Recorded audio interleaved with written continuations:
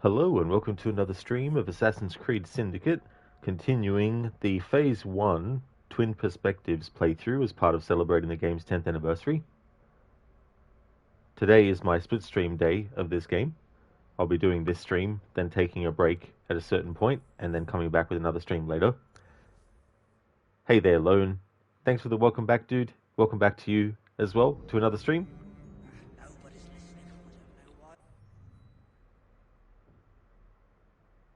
Moving forward, the Monday through to Thursday will be Assassin's Creed Syndicate, and then Friday will be Hellblade, continuing that.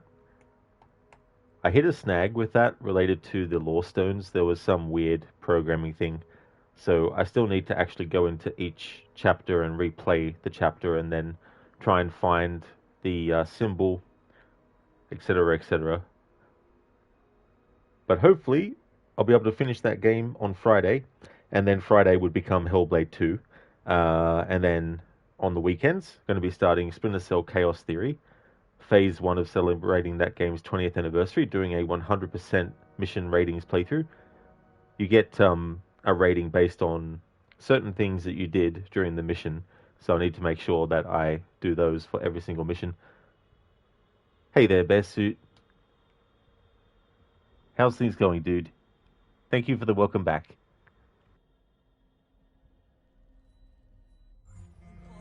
Okay, so it's time to change the outfit that Evie and Jacob have. So let's go into inventory for a moment, and we'll go into the full outfits. Okay, so let me see.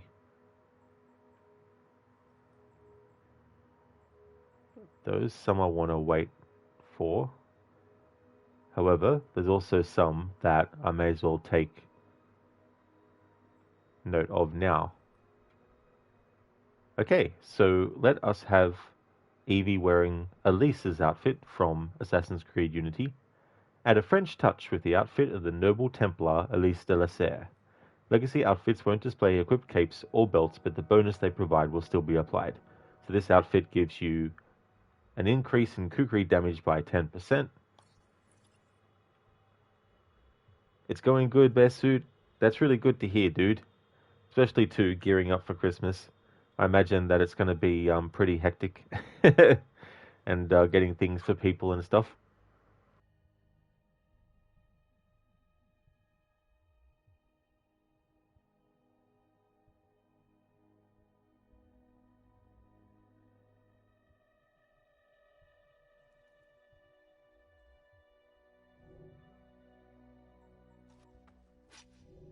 Been on here for hours and my feet are killing me.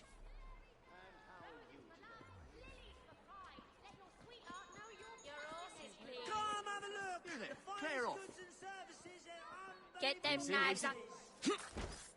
Now what was that, I wonder? Come on, come on! Feast your eyes on me!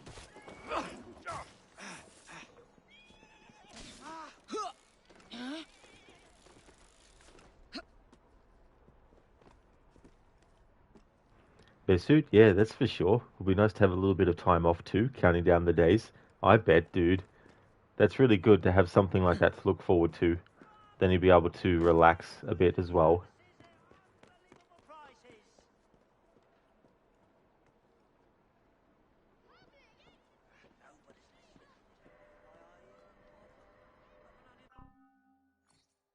Okay, so because I'm doing a split stream today, I'll treat the two different streams as one in terms of like what outfit I'm having them wear. That'll be the best way to get a lot of showing out of it. So now let's change Jacob's outfit.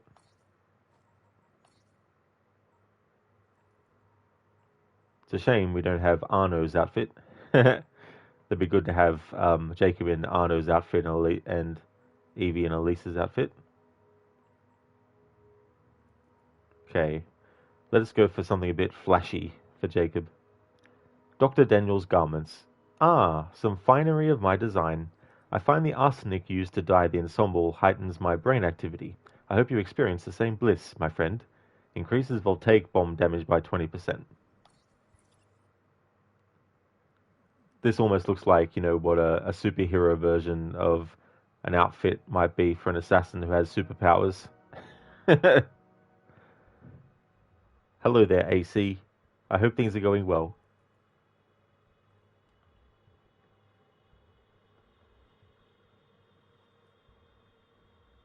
It was funny. I was wondering what that emote was. I thought it was like drops of snow with faces on them, but I see that they're skulls.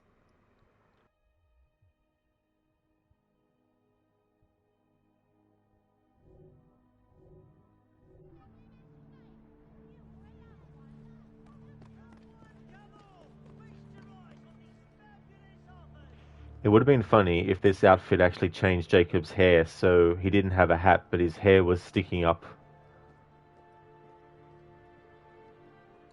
Hey there, Lizzie. What the heck is that outfit? It's an outfit, that's for sure. But yeah, this one has some electrified effects on it.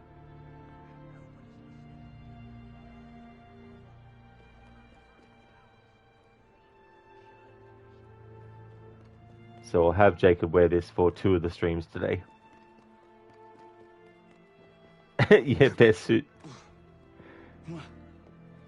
Like Jacob stuck his finger into an electrified socket.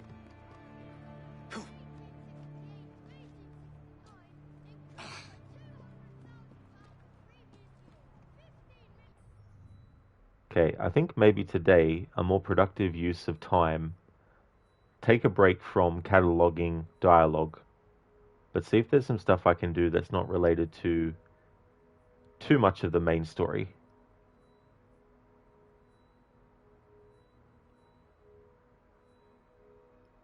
We have cable news, another Alexander Graham Bell mission. I might do that one actually, because I mean they're part of this main story sequence, but they're usually something. I mean, it's related to Starrick, of course, but it's not main story stuff. Because I'd rather use the long interrupted stream that I can do tomorrow to actually cover some dialogue and stuff. This is kind of steampunk. That's a good way to describe it. Yeah, it's definitely got that kind of style to it.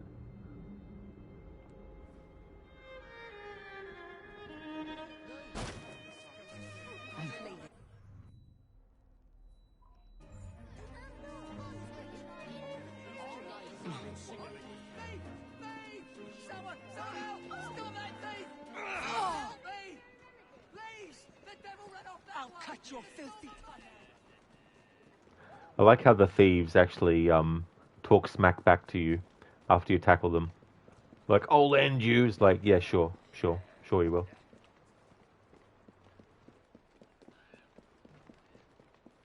Walk on, girl.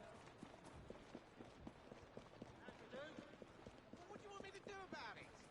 You're selling and leaving some piss pots. Worse. Selling the piss pots. You got to watch those piss pots, especially when you're walking under them. You don't want to get a bit of piss on your head, eh? Oh, please, sir, a Be penny. raining yellow.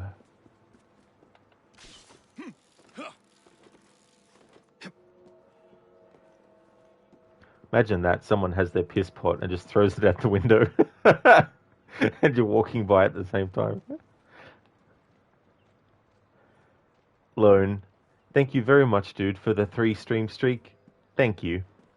Appreciate it.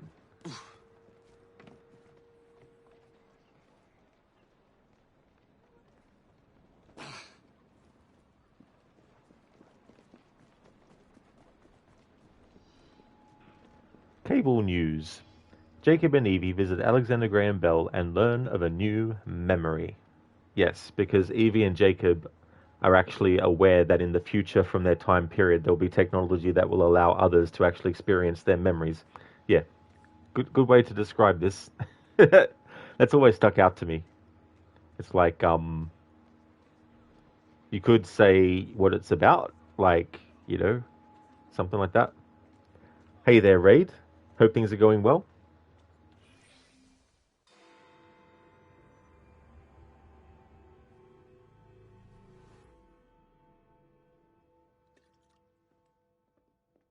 Ah, Jacob, Miss Fry, how good to see you. Oh, have you seen Starlick's latest lies? Lies in a newspaper? What transpired from the new line you're establishing? Oh, the cables we ordered never arrived. And then we intercepted this.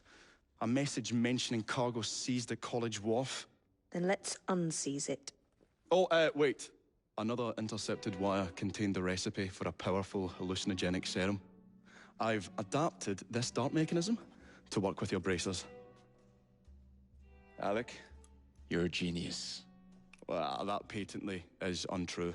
Although I've also discovered that the serum adopts a form of a gas when subjected to heat. Just when I think you can't surpass yourself.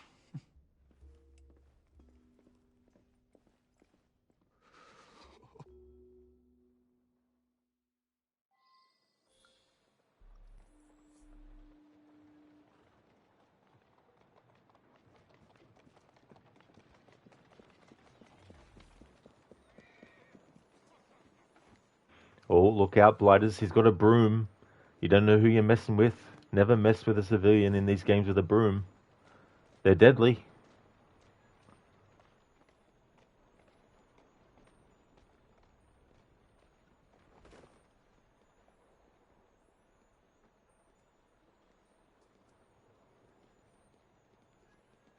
Bearsuit would have been great if he reacted with interest to Jacob's outfit as an Easter egg. That would have been, dude. I like it when games do that kind of stuff. I'm actually curious what the comments will be to Jacob from Evie on the Train Hideout. I don't yet know if every single outfit has its own trigger for different stuff, but it'll be interesting to find out still. Woo, a bag. Thank you, Ryu, for redeeming that as an Arnie impression, dude. We're back indeed with another stream.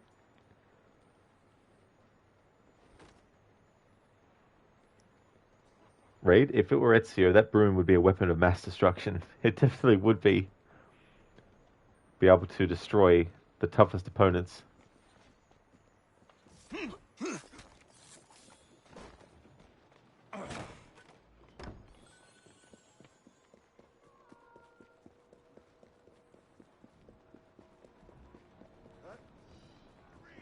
Experts agree. No remedy so far discovered can be held to compare. Learn more.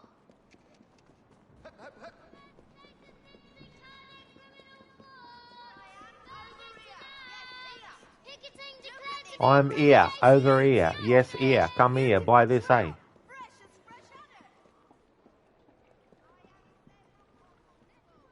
Next time, make sure you're working for the right people, you lummox. Don't worry. We'll see your cables get delivered. They've got themselves a new destination.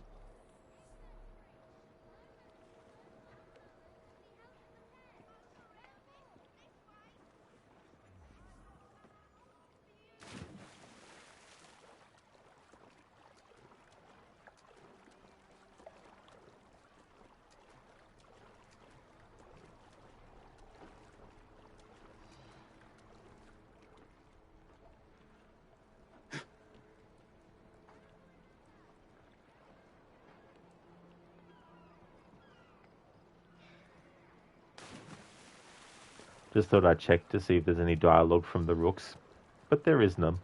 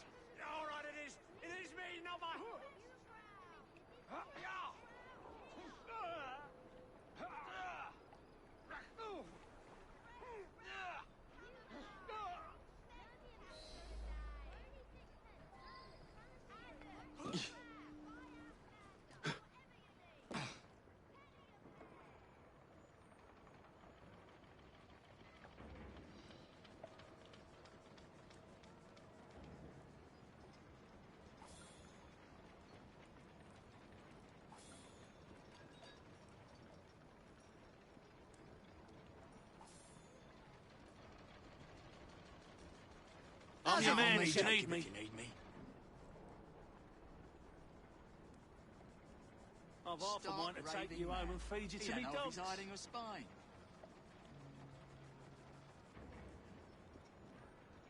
You won't be Here if you stirring need up me, no trouble. Cut off your balls. All right, yes. Right enough. Run off to your master like a good bulldog. Go on. You think it's clever to talk about me that way? You and your master It's funny, they've given some dialogue that NPCs say to the blighters there instead. Find out where you're buried. Your grave. You ain't no loss to humanity.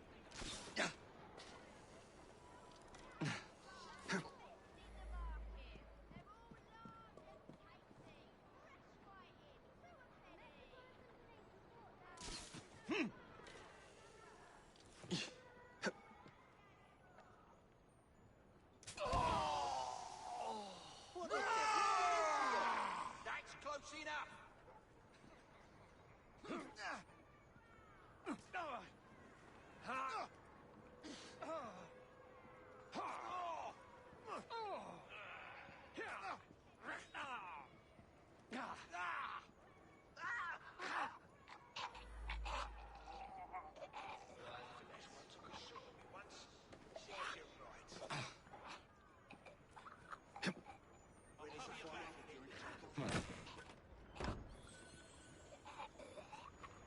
Gee, that guy took a while to die.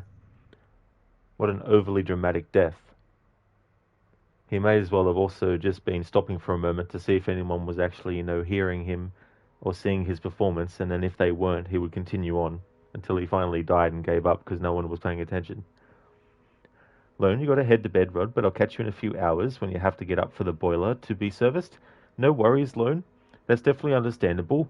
Thank you for popping into another stream today. Would like to highly recommend people check out Lone Star. Lone has been doing GTA 5, also doing the online for that as well. Thank you so much for being here, Lone. Really hope you get some good rest.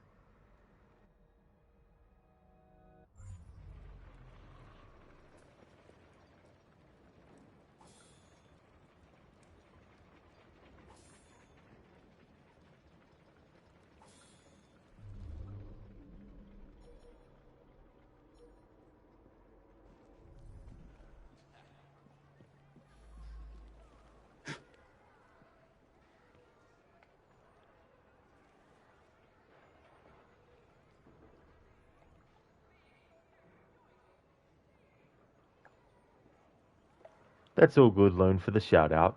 You'll try, but with this flu and having sleep apnea, it's going to be rough. Oh, yeah, absolutely. Yeah, that's the other thing, too, when you have a combo of stuff.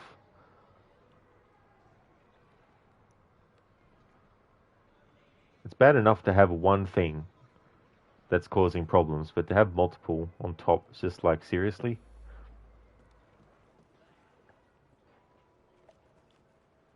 Easiest job I've had all year. They ought to hire better muscle.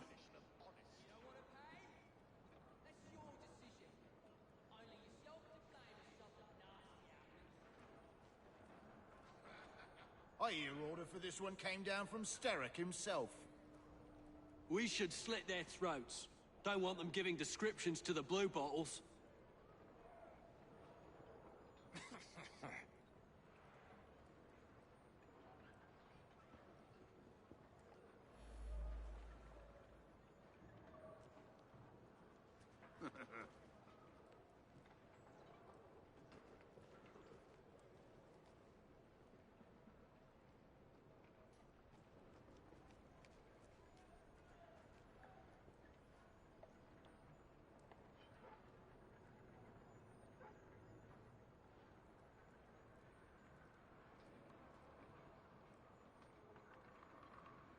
Well, the situation is rather embarrassing, but I'm something going on. Oh, no. I think I know what's happening.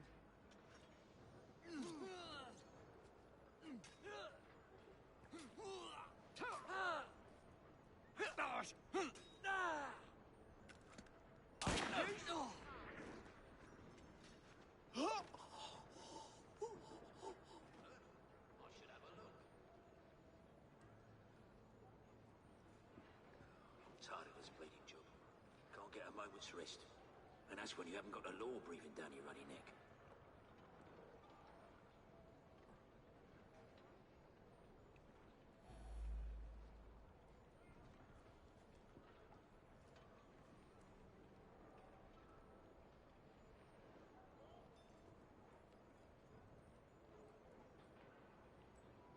He's given me the slip.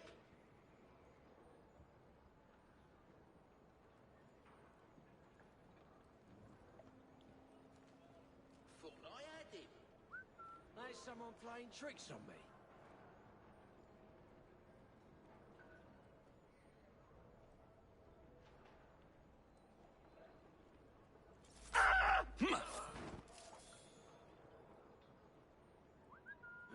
Something's up.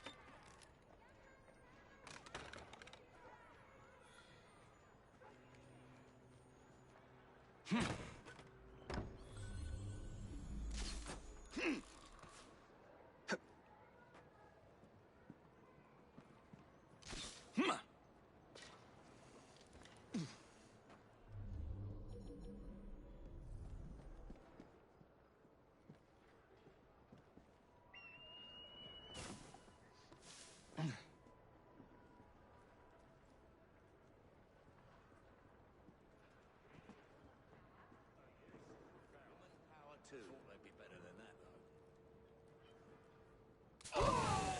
Looks like a mess.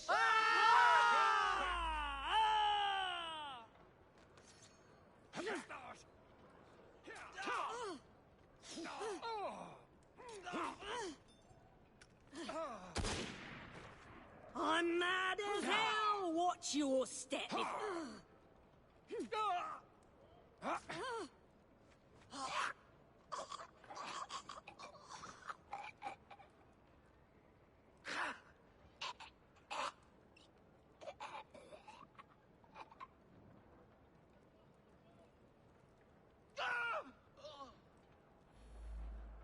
Bravo, bravo. Excellent performance there. 10 out of 10. Very believable. You can get up now, though. The act is over.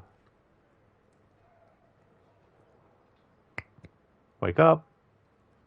Oh, he actually is dead. Oh, shit.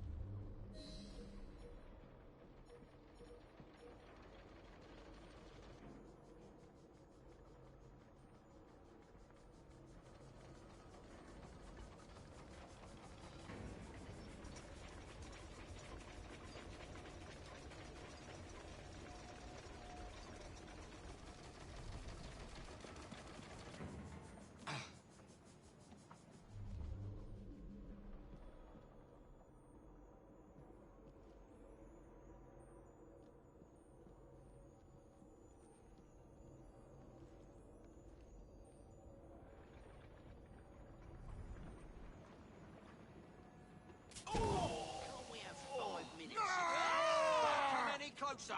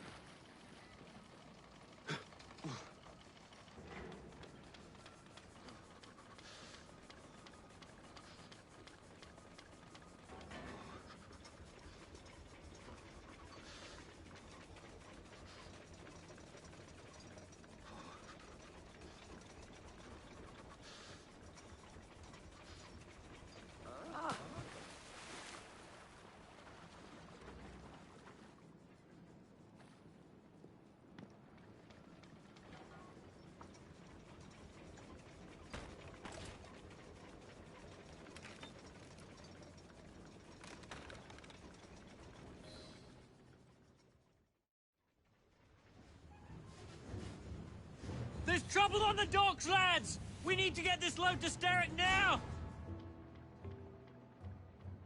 We're finished here.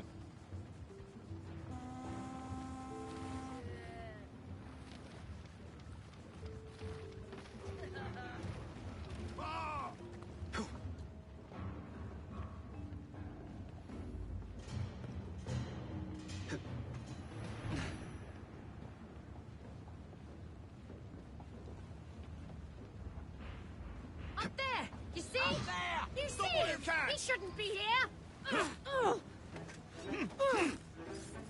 I'm gonna knock you out! Just try to stop me!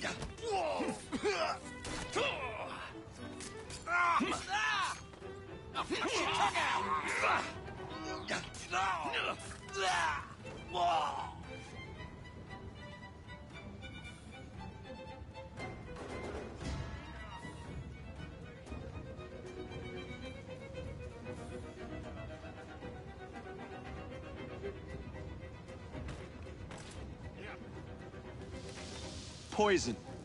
Bell must know what kind.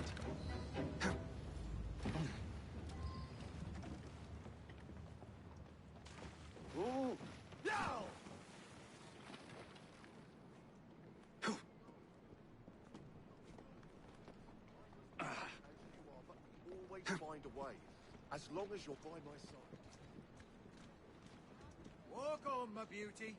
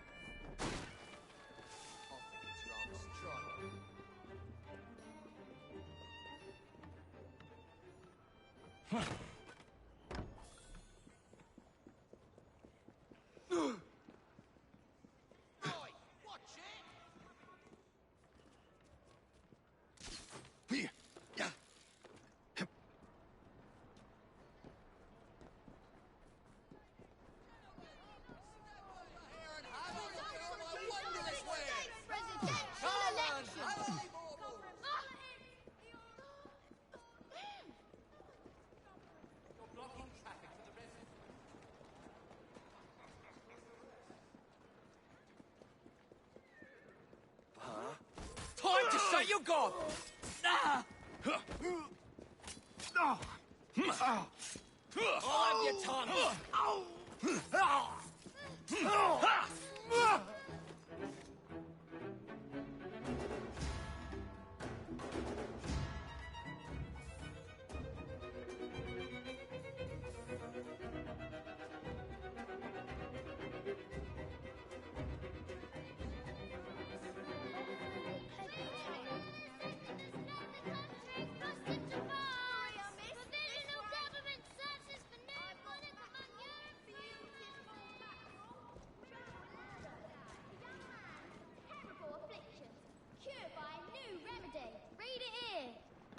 Cured by a new remedy. Read it here. Read it here now. But don't read all of it. You got to pay for it.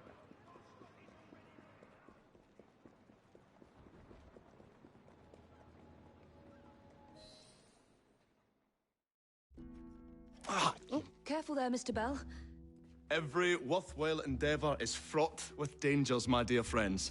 None more so than yours. But you have triumphed once again. How do you know? We have entered the age of communication, remember? We've already received word from Greenwich that the shipment has arrived safely, thanks to you. Have you discovered what else is in that shipment? Indeed.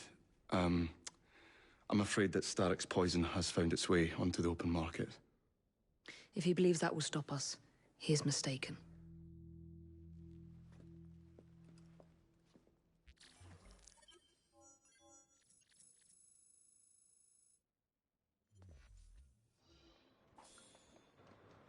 even though there's not a whole lot of dialogue in the actual mission from Jacob, I'm still going to do that again, but as Evie this time.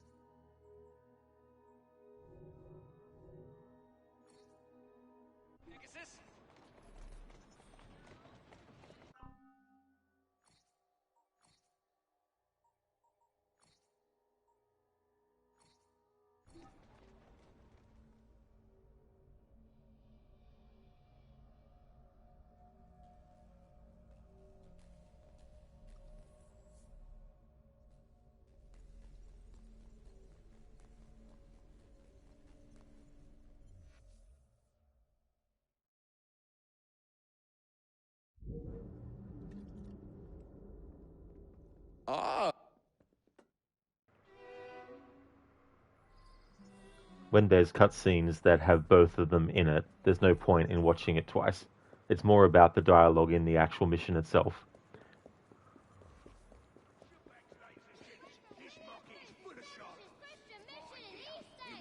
Hundreds of London's homeless flock to Whitechapel to hear message of salvation.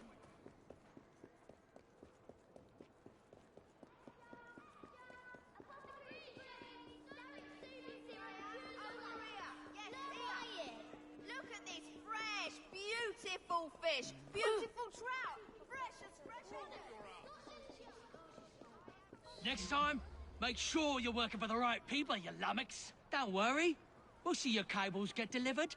They've got themselves a new...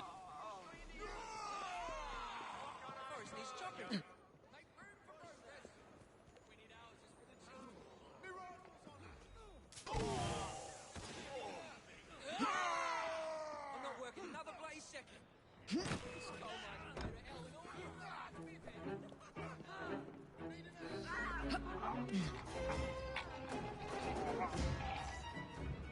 That is a doornail. Good riddance. What the hell was that? Ah! Bloody hell! I bet they had to be out next to the Heath.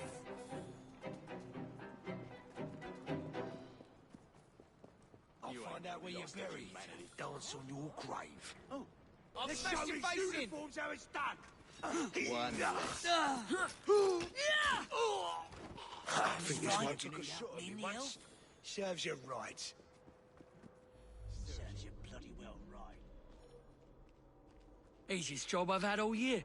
They ought to hire better muscle. Come off it. I won't stand for this. I'll go... Move along, or I'll move you along.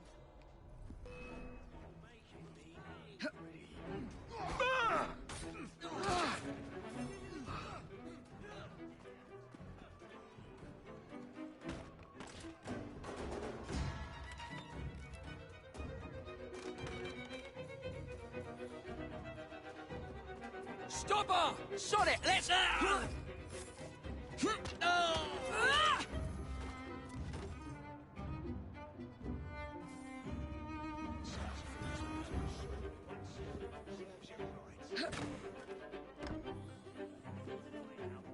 What's that again? What's that now? Huh? Wasting late time. Get her out of here! We'll get ya! Target's clear! She's not out of here! There she is! Slice her throat!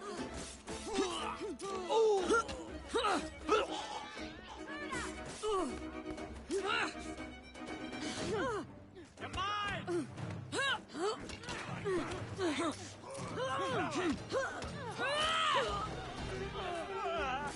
Go behind her! Hack at her legs, knock her down. Now what, eh?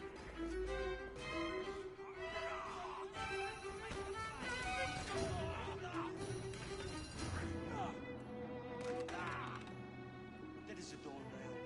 In good riddance.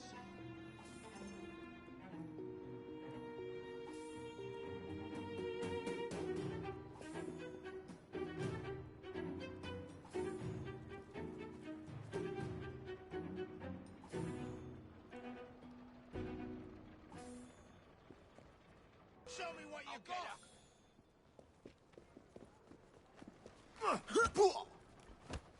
Make me proud.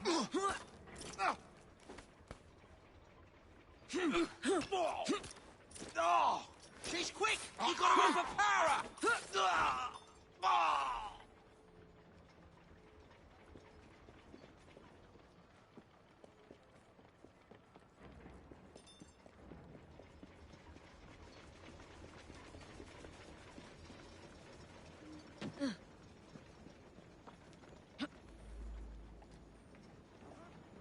Some woman sneak thing! Get her here! Okay, so even if the dialogue that Evie says is exactly the same as Jacob's, I still want to do this memory as her to get her dialogue, or her version of it. Sometimes they say the same stuff, other times they have different things to say compared to one another.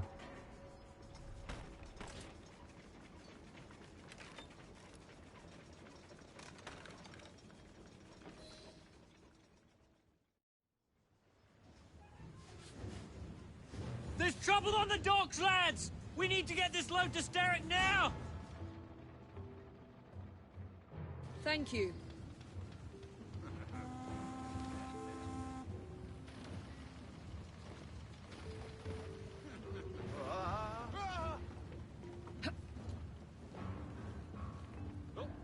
Hey, someone get her! I'll slice you open! Ready to blow her brains out! Ah, you're shitting bricks! Shield flag! Wait for it! Correct, lad! Someone I'll rip your tongue out!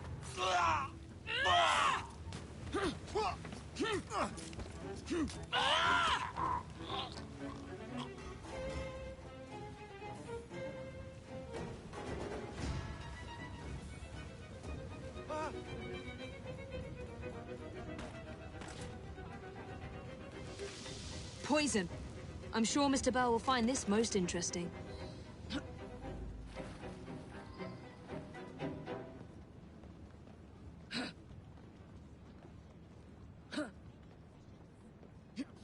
We have a little one on the way, Stephen, and he shouldn't have to go hungry because Walk on,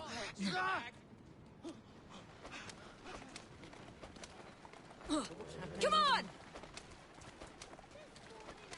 Yeah! You want Faster!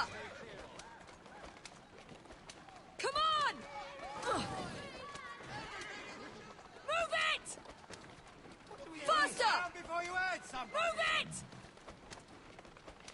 Yeah! Come on! Move it! Faster!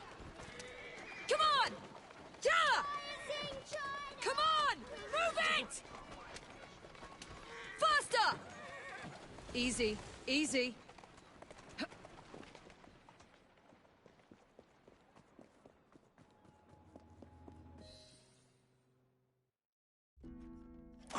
This cutscene's the same no matter who you do it as, so I'll skip this one too. It's just about the dialogue in the mission itself that's different between Jacob and Evie that I wanted to cover in that one.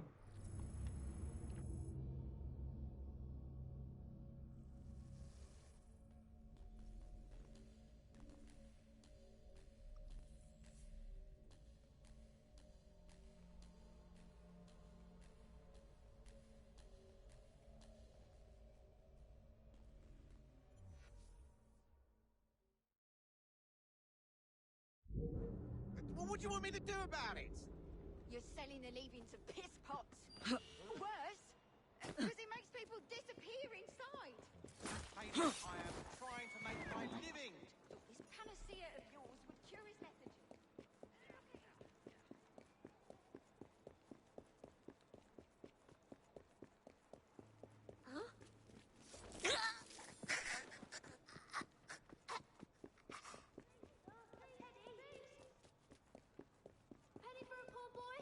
They all have faces like sore asses.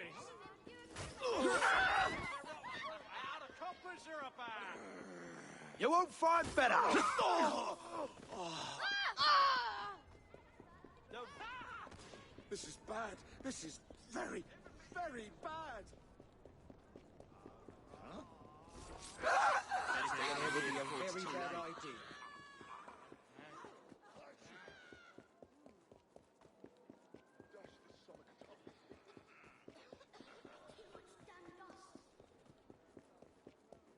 Let me see how warm your innards are.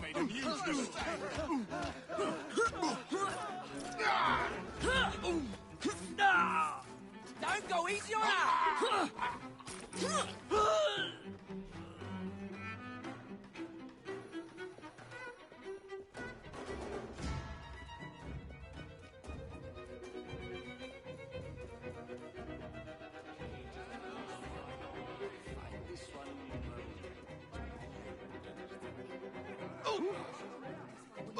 Oi! Where's your bloody manners, cheeky sod?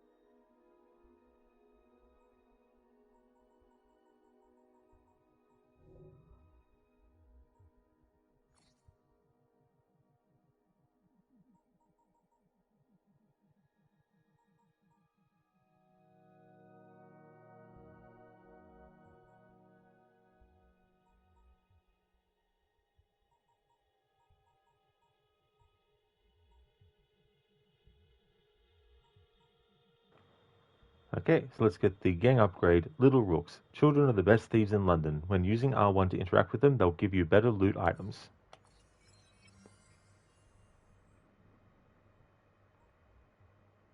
Delivery service. More hanging barrels will appear around the city. Shoot the barrels to have them fall on unsuspecting enemies.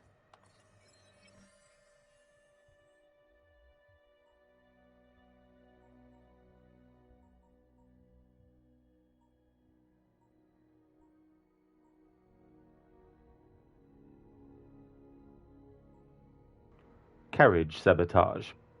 The Blighter's repairman seems to have left the country. Blighter carriages are less resilient. Poison the well. Reduce the initial health of all Blighters.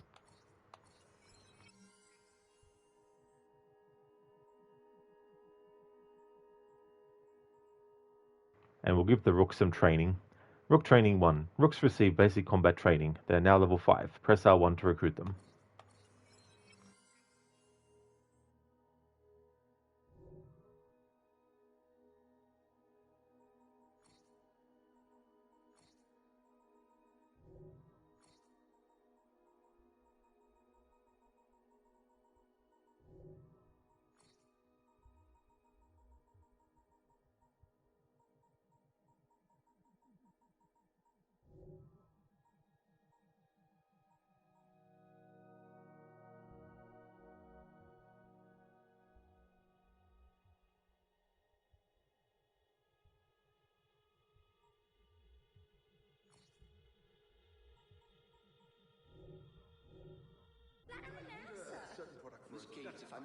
Can you help?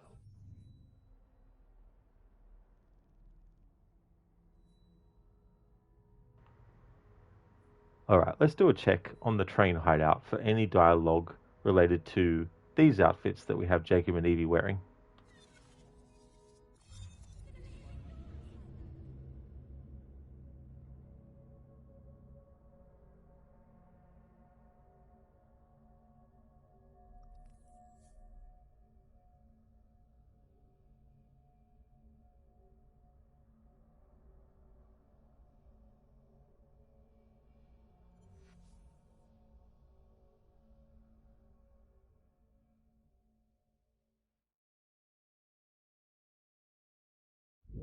Fetching outfit, I must say.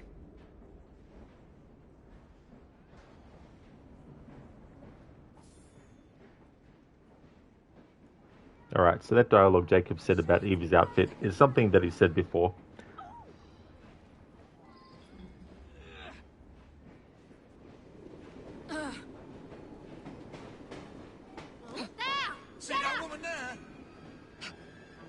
I knew it. Coming through! You must run off it!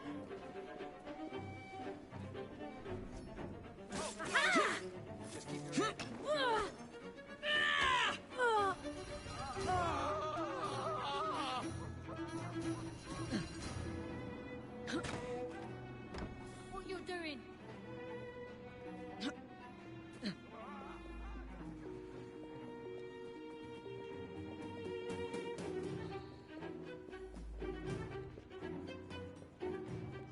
Who do you think you are? Driver. Move it, you stupid animal! Ah! That's it. Show a little respect.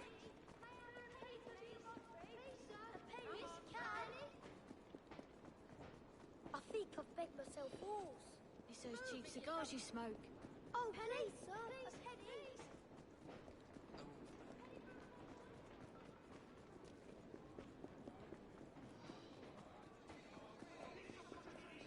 Gave you a bag of stones. Hold him, Maurice. Cereals of all descriptions. You'll not find better in all London. Here, here. To Queen what's her name?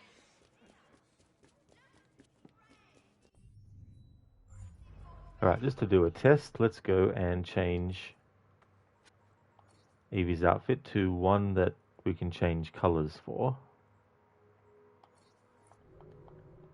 Go to the Train Hideout.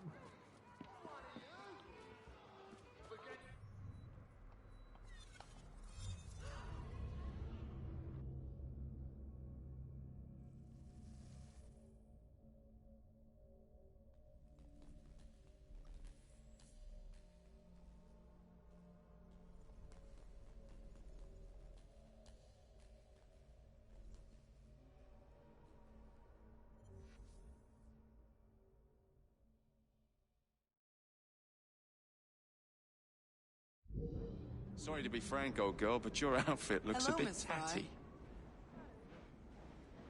Alright, how about this one, Jacob? See if any dialogue gets said when we put Evie back into Elisa's outfit.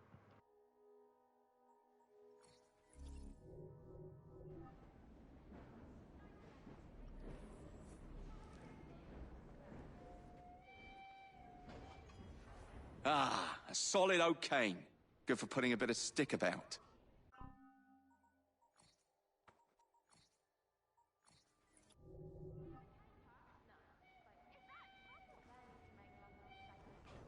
My dear sister, sometimes you exasperate me. No. Alright, let me go back to what we had Evie wearing for this stream and the next one after my break later.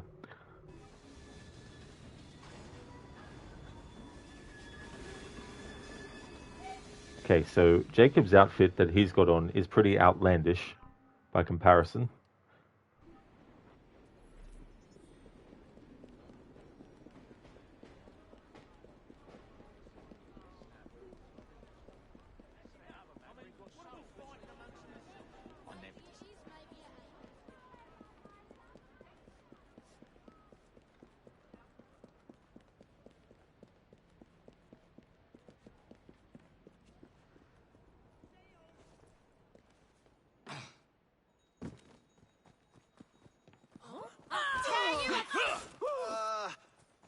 I don't deserve to die. I'm a good man. I bloody swear. You bloody swear? Okay, and I swear too.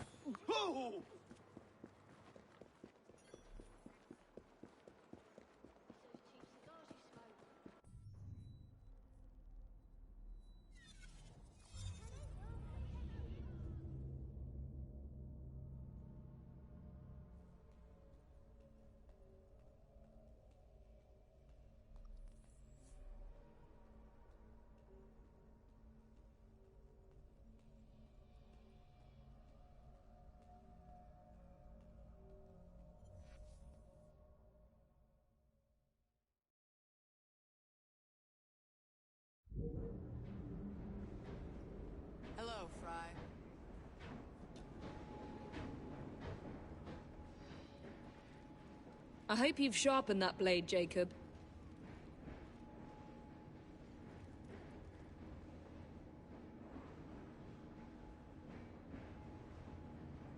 The train's ours now. May as well make ourselves at home.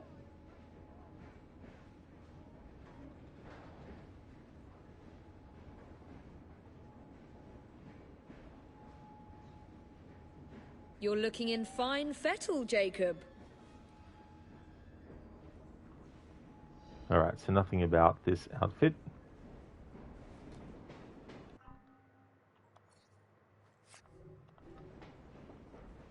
Let's see if Evie says anything when we switch back to an outfit for Jacob where we can change the colours.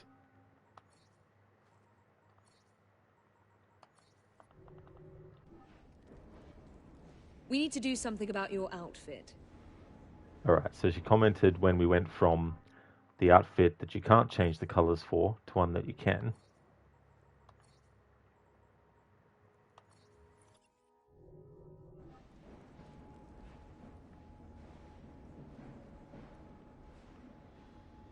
Alright, so let's this time test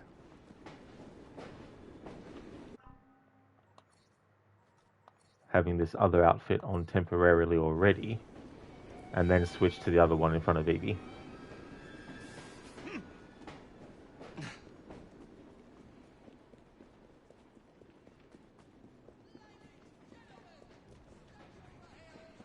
Come on, bloody Pegasus!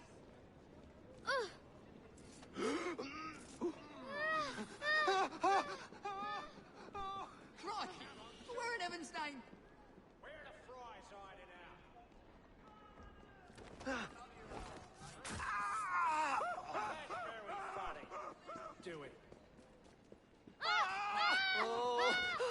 What's going on?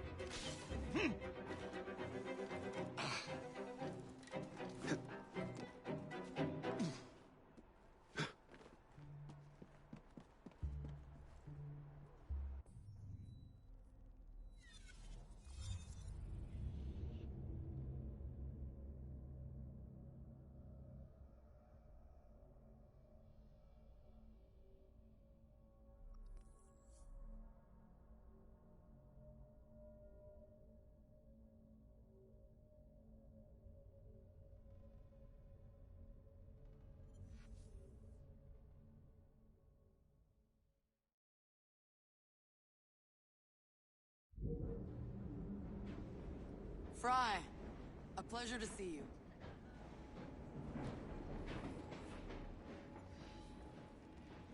I wondered what you were up to, Jacob.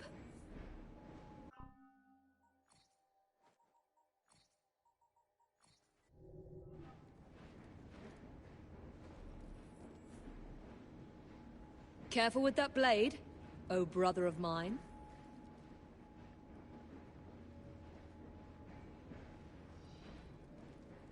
The train's ours now. May as well make ourselves at home. Oh, that's a shame.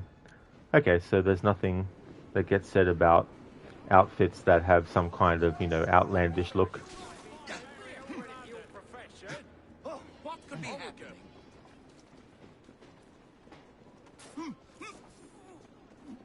Back again, Jacob. Glad to see you. You had that. Never the again, I only swear. good rook If you're is looking what... for trouble, What's all that? We've got them outnumbered. I'll Standing back by you up this if you're in time. any bother, Just give me Jacob. a nod.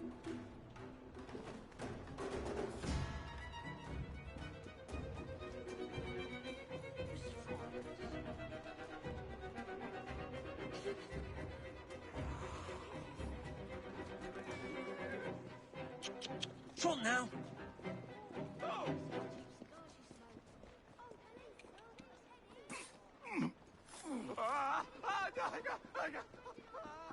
On you go now. What's the latest news from abroad? Africa. Jacob. Come on now.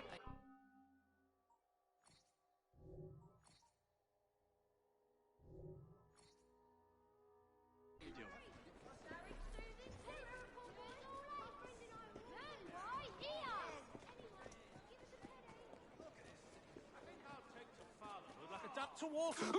What's that you said? Never mind. No, I didn't need any money. Just a bit of a laugh.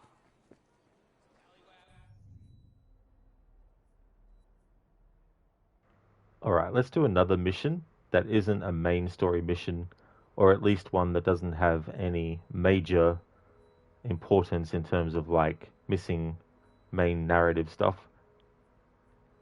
We've got another Charles Dickens memory, and that's a memory that you can do as Jacob and as Evie.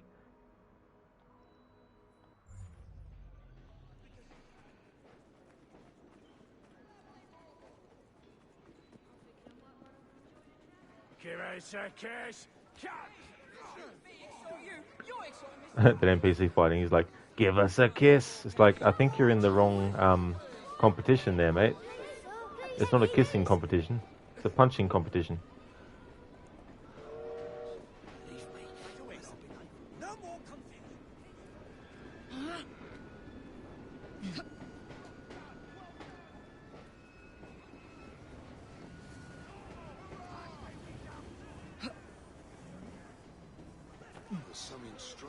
Oh, may as well do this while I'm here. It's a train robbery.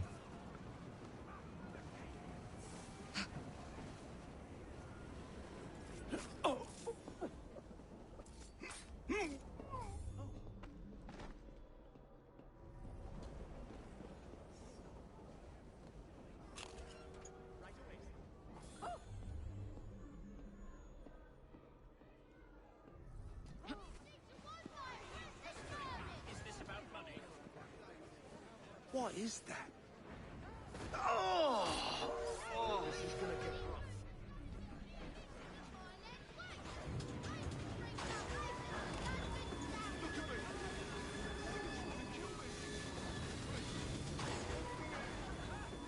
Looks like trouble is brewing.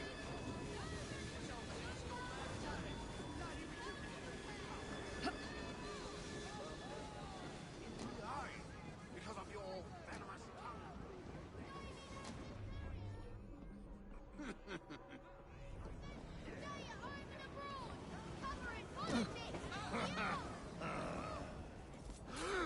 You have my help. I'm in trouble now.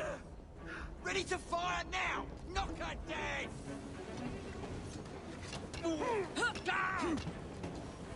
Go! I'll gut you like a fish. There you are.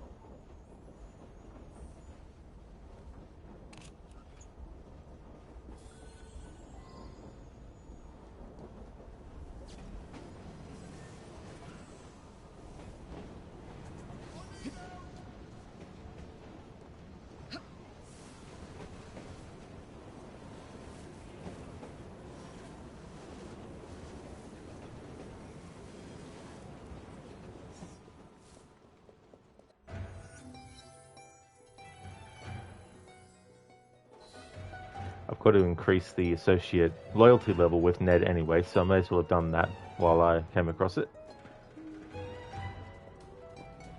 Because usually those can be difficult to actually get to because they might appear on the map when you're really far away from it, and it might be gone by the time you get near it.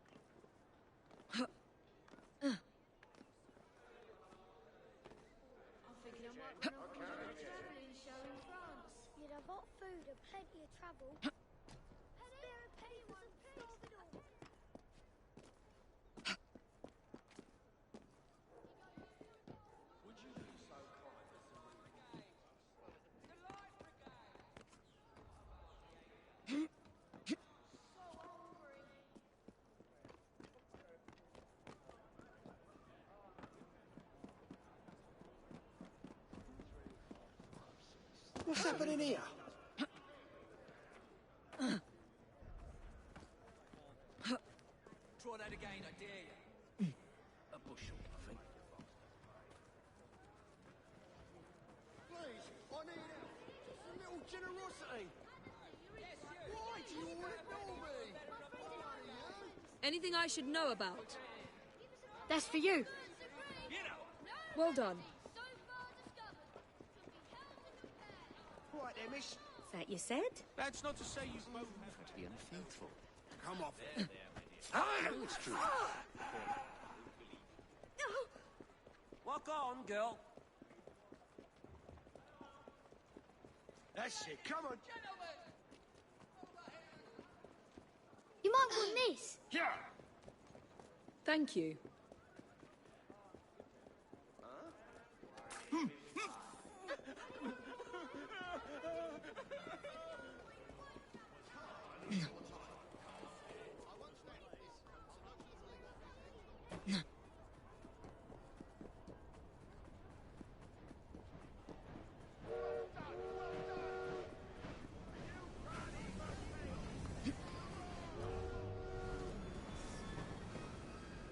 Another train robbery not so far apart. Hey there, Afro, welcome. Kind of crazy that this outfit of Elise is like a grandmother era outfit in 1868. That is true, absolutely.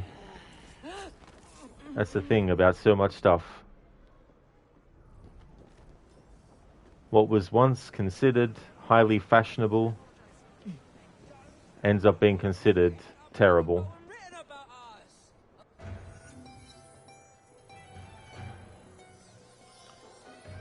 Alright, reached loyalty level.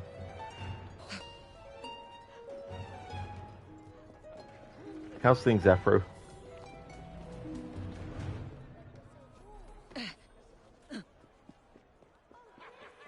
You can hear me.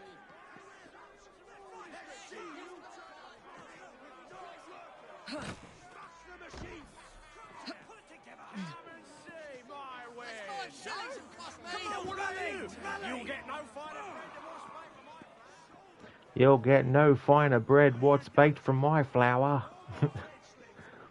Once I figured out exactly what he was saying word for word, I understood what he was actually saying. Because before, all I could really make out was the word flour. And I thought he meant flower as in not the flower like, you know, a bunch of flowers. And not the flour as in used, the literal flour used in baking. But I thought he meant like his wares had that extra touch, you know, that bit of flour, you know, or that extra element to the makeup of it that made it unique or something. Afro, things are going good. The new season of Fallout should be out soon. You'll have to check if it's today or tomorrow. Oh, good, Afro. Glad to hear that you're going well. So is that season 2 of it? Do you know this area? Lizzie, wow, smacking to those kids, rude. I didn't even actually see Lizzie. I was looking at Afro's comment. But yeah, it's one of those things. Because I'm playing a video game, sometimes I'm not sort of like paying attention to NPCs and if I'm bumping into them or not. Afro, because Americans need to wake up in season 2. Oh yeah, because of time differences. Yeah. I have a sudden urge to be any. She's dropping a guard!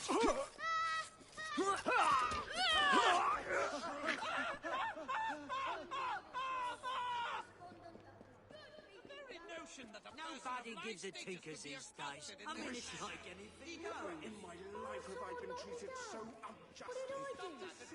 Lizzie, I run by Smacky it if it were. Oh, okay, yeah. No, I was looking at Afro's comment and reading it because I knew that I had the character moving in the direction I needed them to. So I looked away because I knew that there was nothing that I was going to run into that was going to, need my attention. Unacceptable. Is there any justice in it? Easy, no need to rush it. Wait till he's alone. Dead letters. While investigating a haunted carriage, a weary assassin receives a personal letter from a complete stranger.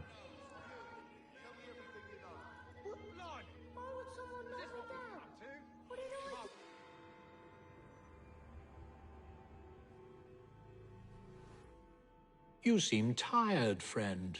Everything all right?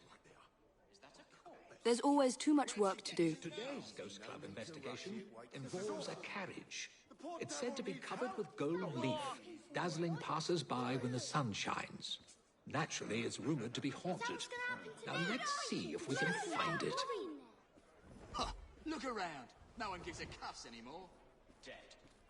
Nothing I can do.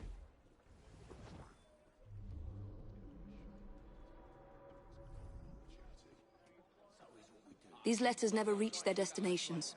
How sad.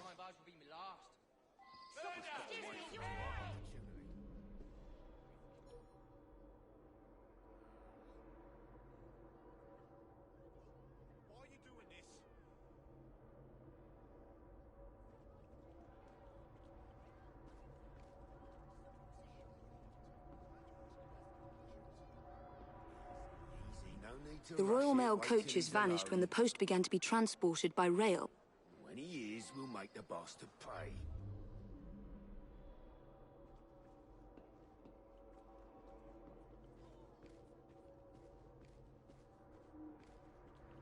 That's a cool Santa emote, Lizzie. Hey there, Max. Welcome to Victorian London, innit? How's it going, dude?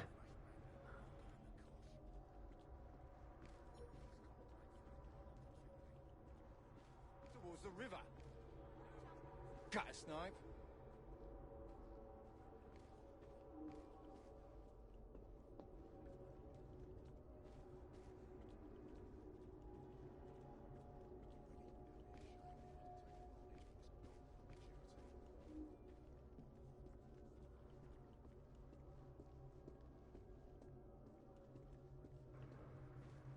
Okay, so it always confuses me why it says there's 4 clues when you go into the Eagle Vision there's only 3. And I've already looked at 2 of them. The letters on the ground, this old carriage that crashed, and the bed, but the 4th one is not there, so I can't remember if it's just glitched or if the 4th clue is the final part of the mission.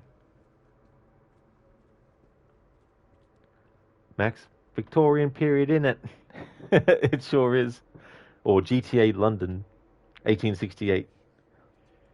Max, you're hanging in there, going okay. That is good, dude, for sure. I hope that you end up having a great day today.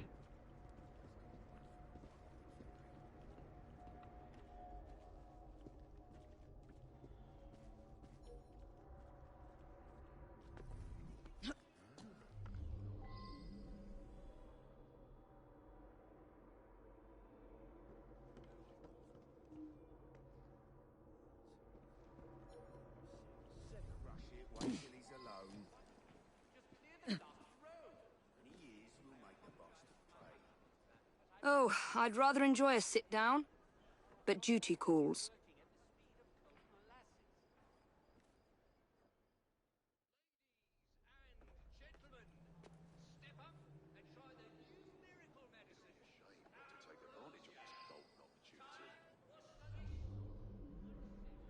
Oh, yes, of course. Duh, Rod, that's right. The 4th clue doesn't turn up until you get to this point. That answers my question. Afro releases tomorrow. Damn you Americans in your time zone. Yeah, that's the thing too, like different time zones getting things at certain points. There's definitely been some things that here in Australia we've been able to access earlier that a lot of other places they changed the clocks on their internal, like their console to Australian time zone so they could be able to play it and stuff. But then there's been times where something is supposed to come out on a certain date and we don't actually get it till the next day after. Thanks for the good luck, Max. I make my own luck, is what Shay would say.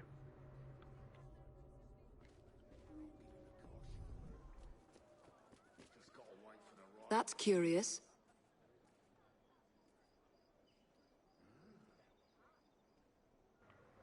Love letter. My darling Fry, how I long to be in your arms again. Ever since our last meeting I have been racked with loneliness. Your absence drives me to despair. I implore you, return to me at once. I long to see you and hear your voice. Do not delay. I await your arrival and offer myself to you completely. Your very own Elizabeth. Max, I make my own luck. Grandpa Simpson yelling at a cloud. Afro, the problem is companies and shows will advertise the release with the American date, but they don't specify it. It's like coming summer this year. It's like it's not summer everywhere in the world at the same time. Be more specific.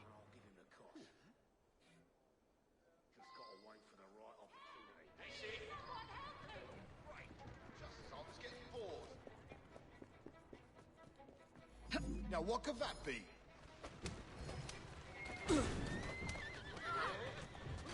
Come on! Yeah! Come on! Move it! Come on! Come on! Be mindful Yeah! of your driving! Let's see what's happening. Faster! Yeah! Move it! Faster!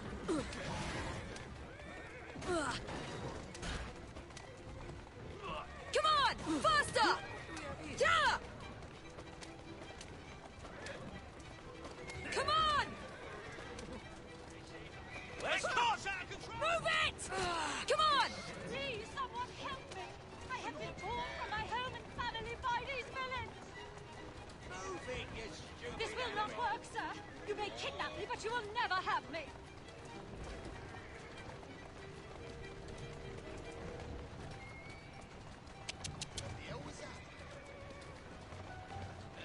Looks like a mess.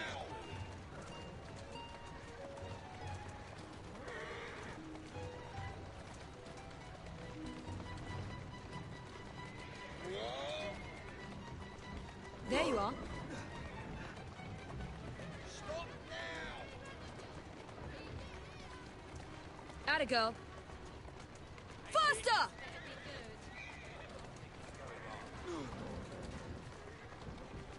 Here now.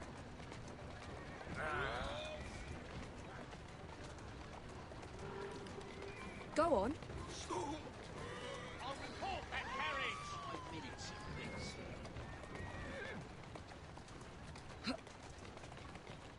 What's this all about? Who's there? Are you a friend? Yes, you're safe. You don't have to worry anymore. Oh, you've saved me! That wretch would have forced me to marry him within the hour. Drive with caution! Oi! I must return home. You're going too fast! Should I be concerned?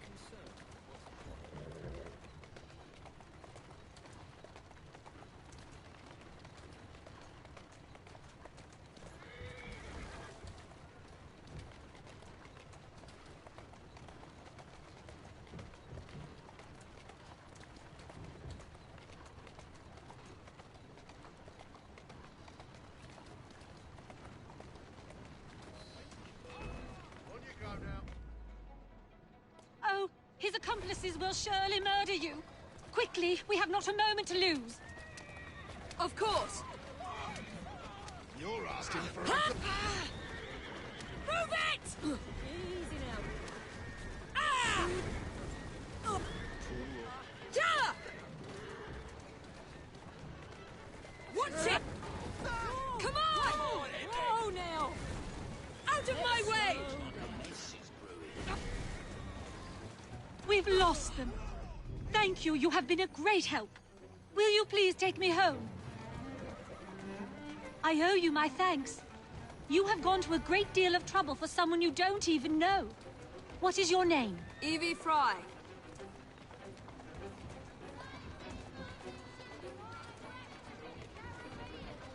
Army estimates for 1868 to 1869. Attempted assassination of a Royal Island. What's going on there? Come on.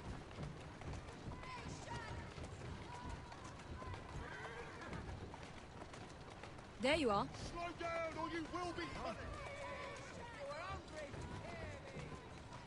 Calmly. You have preserved my honor and saved my life. I am Elizabeth. Won't you climb down and sit beside me so that I might see your face? You slut! If I see you again, you'll be sorry. They'll be picking your teeth off the blooming street. I ain't no pushover. I'll have nothing to do with that.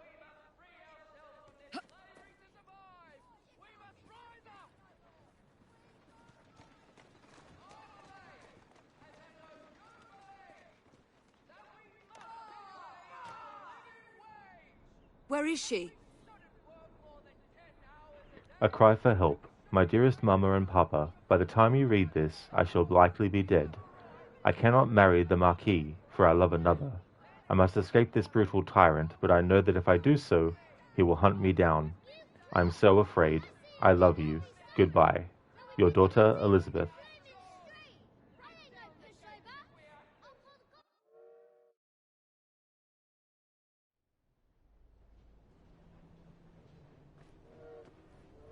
You look as though you're just about to collapse. What on earth has happened? Just a dream. Or so I think.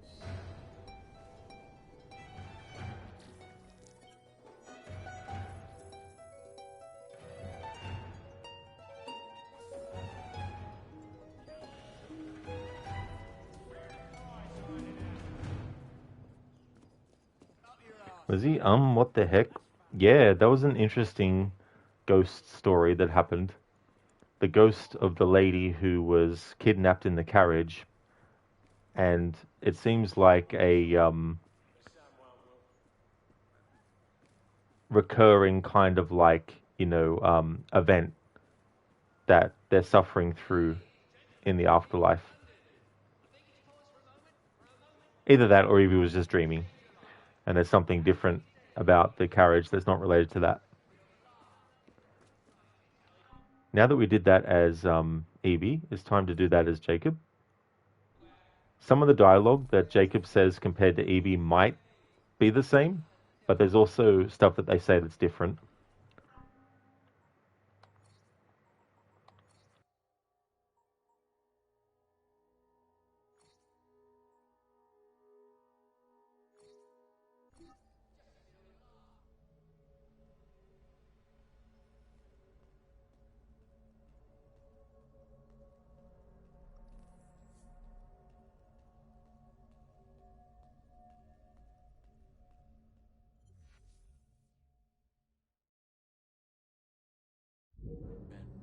Everything all right? No rest for the wicked, Charlie. Today's Ghost Club investigation involves a carriage. It's excuse said to be me, covered how with much longer gold do you think leaf, this will take? dazzling passers-by when the sun shines. Naturally, it's rumored to be haunted. Now let's see if we can find it.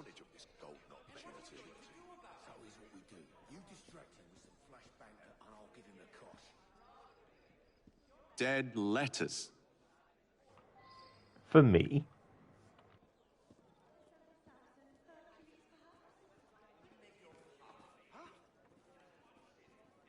I presume this was once used to carry the mail. that's a cool difference. So Evie gives a little bit of history about the kind of carriage, whereas Jacob is more sort of like, not worrying about the facts, which is okay. Like, just because you don't know everything about everything doesn't mean you're not intelligent. But that's an interesting difference.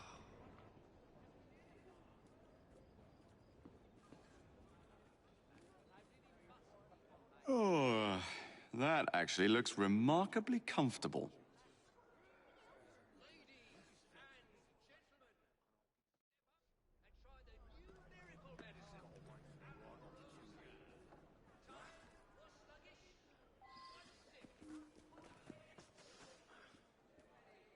What the devil? The letter's the same, what it says, no matter which twin you play as. Easy, easy. No need to rush it. Wait till he's alone. You're blocking traffic for the rest. Yeah! Yeah! Yeah! Yeah! Yeah! What's this all about? Yeah!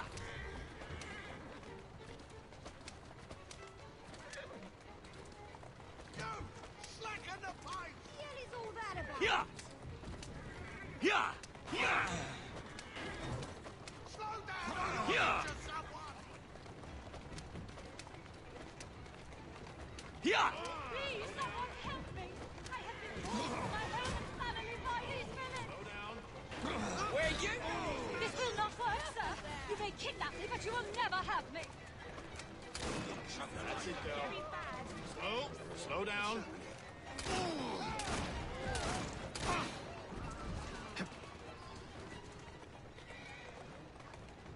Who's there? Are you a friend? Yes, madam. Don't worry. You're safe.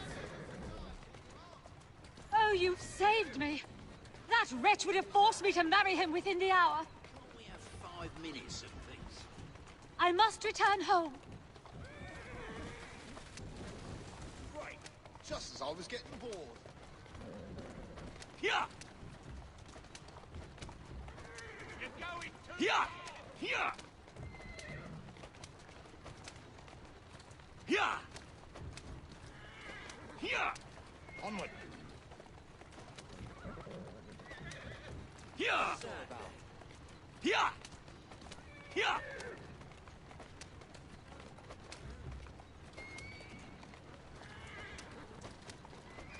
Yeah! Yeah!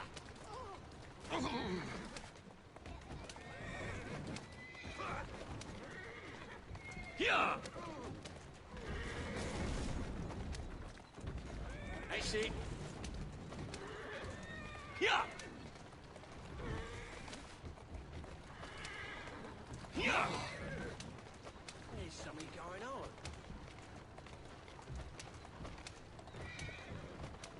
Yeah! Yeah!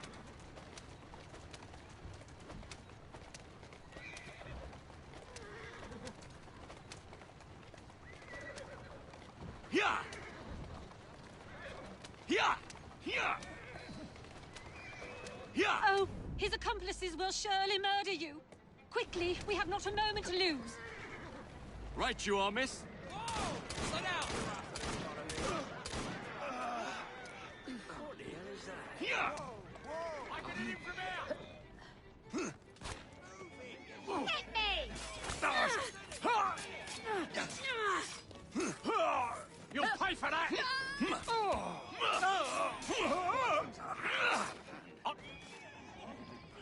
We've lost them. Thank you, you have been a great help. Will you please take me home? I owe you my thanks. You have gone to a great deal of trouble for someone you don't even know. What is your name? Jacob Fry, miss. How'd you like Yeah! Yeah! Yeah! Yeah! Yeah! Yeah! Yeah!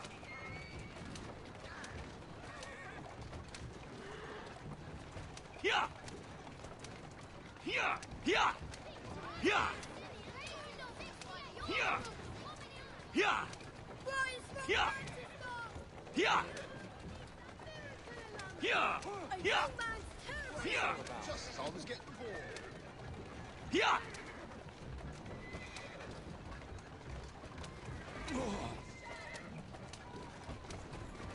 Yeah! Yeah!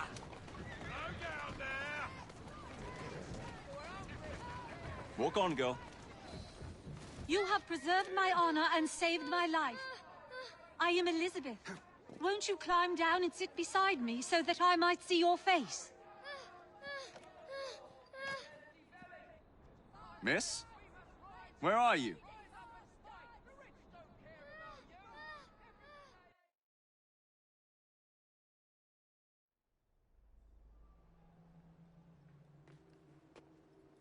You look as though you're just about to collapse. What on earth has happened? You wouldn't believe me if I told you.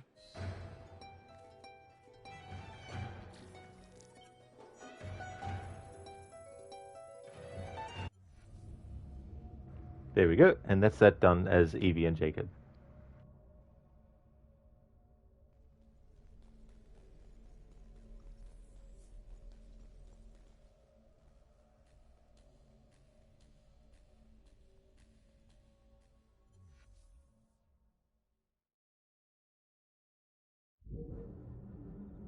For an old soldier? No? Well...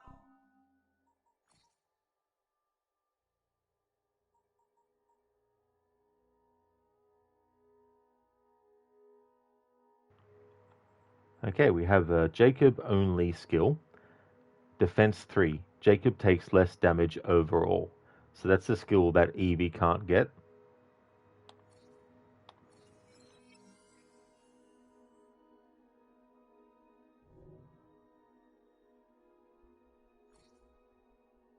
Ratted then. Is this a thanks a man gets for defending his country? Why did I bother? You'll tell us where Bronson went. You're I feel that this is my cue. You're amazing. Thank you.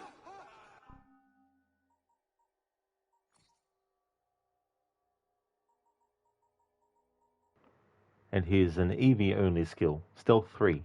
Evie's stealth stat increases by an additional 11. She is less likely to be detected, and her assassinations make very little noise.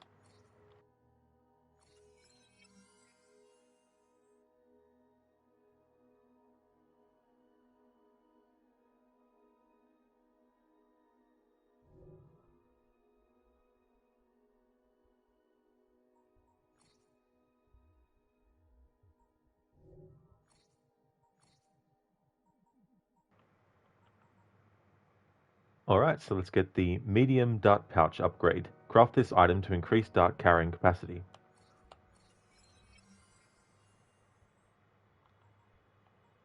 Hallucinogenic dart upgrade 1. Craft this upgrade to increase the potency of hallucinogenic darts to affect level 8 targets.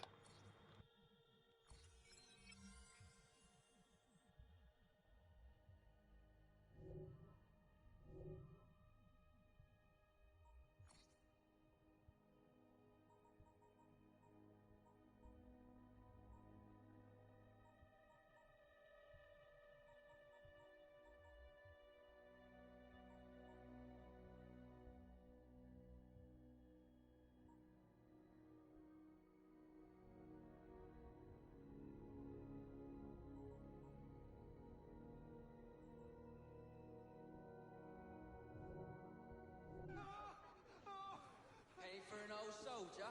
No? Well ratted then. Is this a thanks a man gets for defending his country?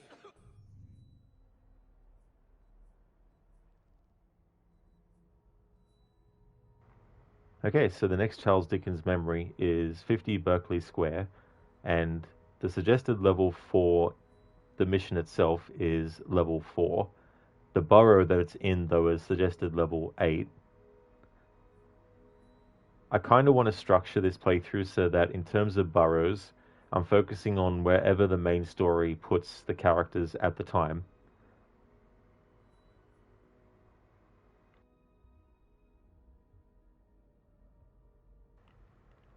It's just an easier way for me to keep track of what I'm doing and covering as well. For example, the main story is now in Lambeth.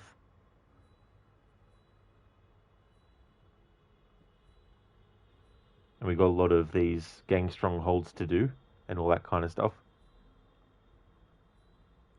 When you liberate 3 boroughs, that unlocks sequence 8.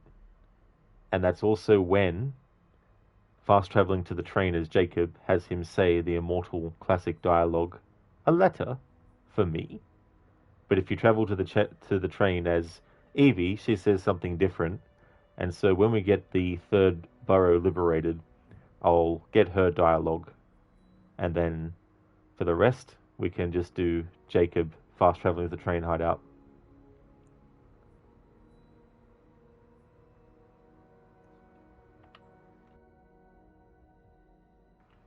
Let's do another Fight Club. Let me see. We got that one there. We've already done a personal best for that, but it's all good. I want to do all the Fight Clubs in all the boroughs.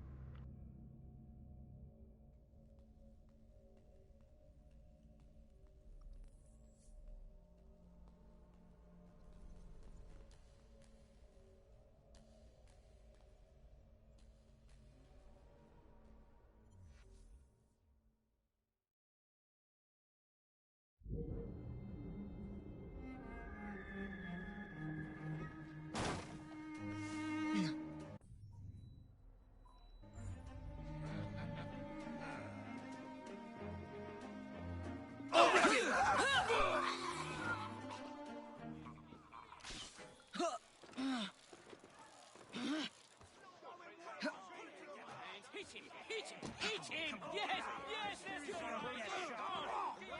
Why are you doing this to me? Why? That was. Rally! Yes! Oh, shift yourself! He's empty on a silver platter! Yes, come on! Come on, keep your going! What's his left? Oh! It's all right, that's all right. Shake it up, shake it up. You can still win this. It's open. Go again. Let me run! That's good, bloody good.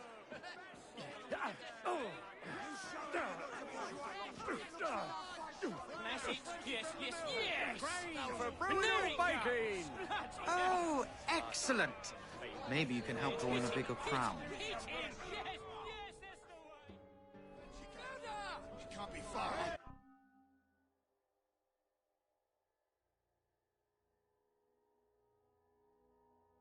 Just wanted to take note of that dialogue from Robert Topping because I think it's actually different to one that I've covered as him, and I covered quite a lot the other day. I'm not surprised that there's going to be some that pop up that I haven't catalogued yet.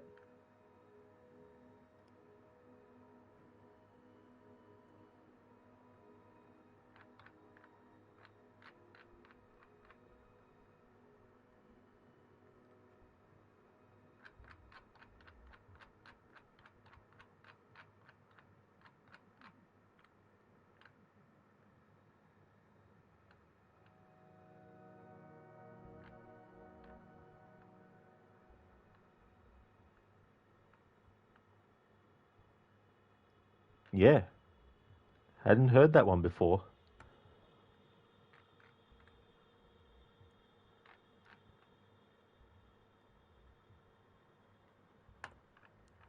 And I've covered quite a lot already.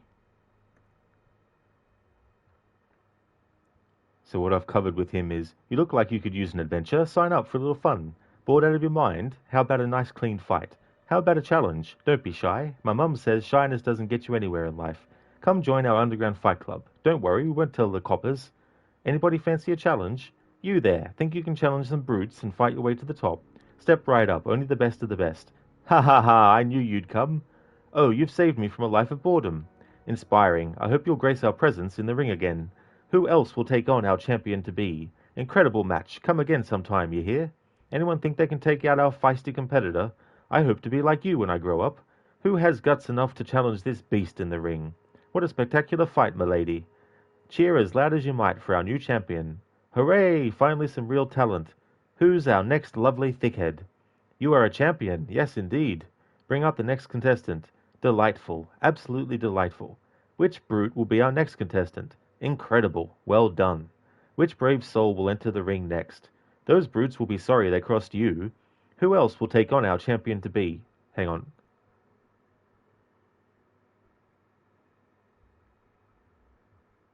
Ah, I've got that twice. Okay, I can I can delete one of that. I'm glad I read that. Where was I? Oh yeah. A perfect round. How delightful. Will you put your skills to the test with another round? The next contestant. Good fight, my lord. Ladies and gentlemen, we have a new champion. Oh, excellent. Maybe you can draw in a better crowd. So that's the dialogue we got from Robert Topping this time around. So that's just an example of how much dialogue there actually is. Like in all, so far, in terms of his dialogue, and this is just his dialogue when you're near the Fight Club, and when you win a round and all that kind of stuff. So he's got 1, 2, 3, 4, 5, 6, 7, 8, 9, 10, 11, 12, 13, 14, 15, 16, 17, 18, 19, 20, 21, 22, 23, 24, 25, 26, 27, 28, 29, 30, 31. So he has 31 different pieces of dialogue that he says just with the Fight Club alone, let alone what he says when you win races and also when he's on the train and he says stuff to you. You can do better than that. Yes.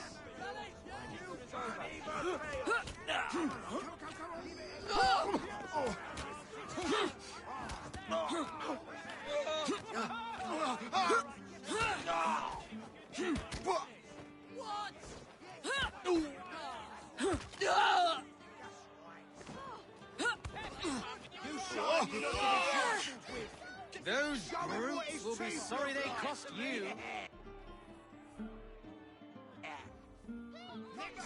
Hurry now, next.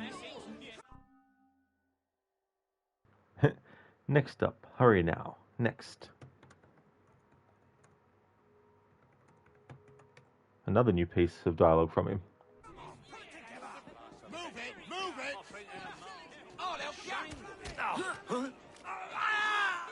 No one could almost say victory. Yes. You know what? Ready? Good as over. Give it everything you got. Come along, come.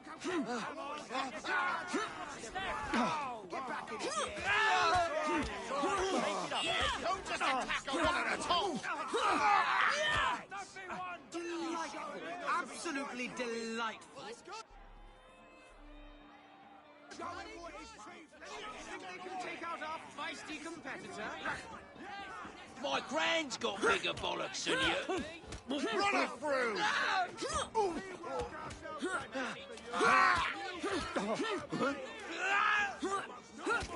I say we don't just attack her one at a time. Never mind, come on. Get back in here.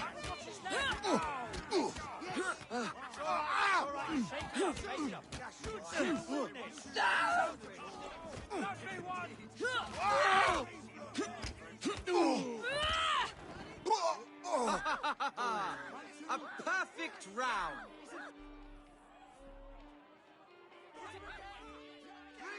The next contestant. Run her through.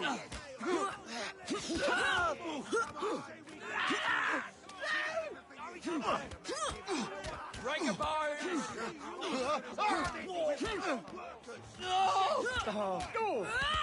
She's quick. You got to overpower her. Don't get in my way.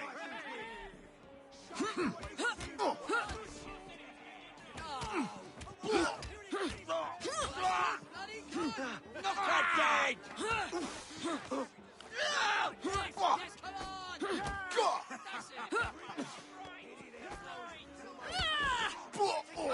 Inspiring. I hope you'll grace the ring with your presence again. Give it everything you got. Brave soul will enter the ring next. Someone get her from behind. You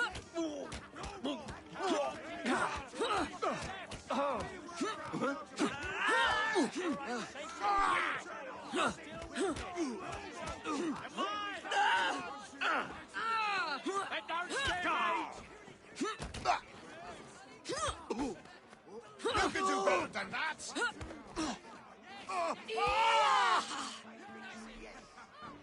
Knock her dead.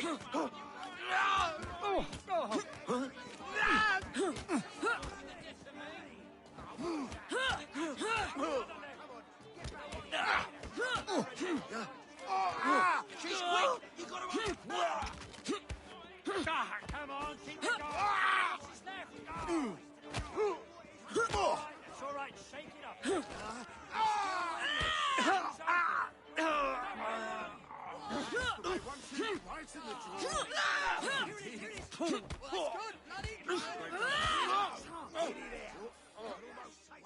What a spectacular fight, milady. My friends, cheer as loud as you might for our new champion.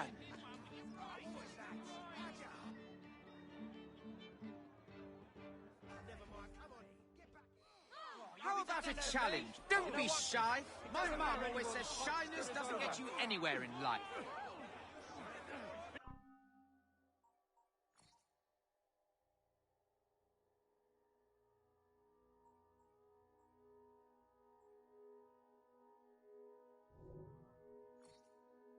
There he goes!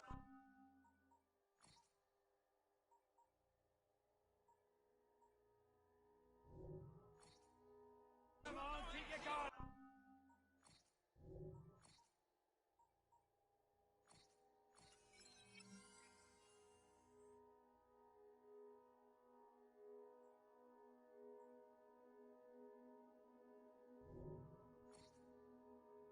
What's his left?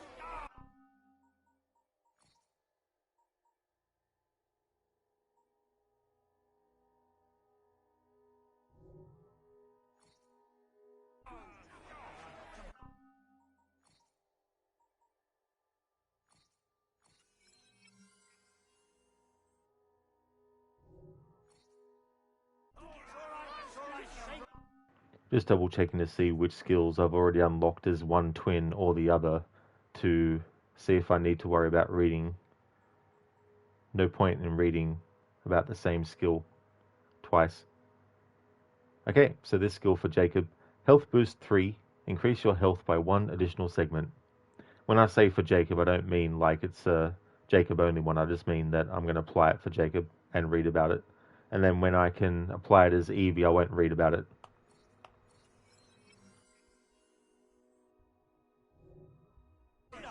You there! Think you can challenge a couple of brutes and climb your way to the top?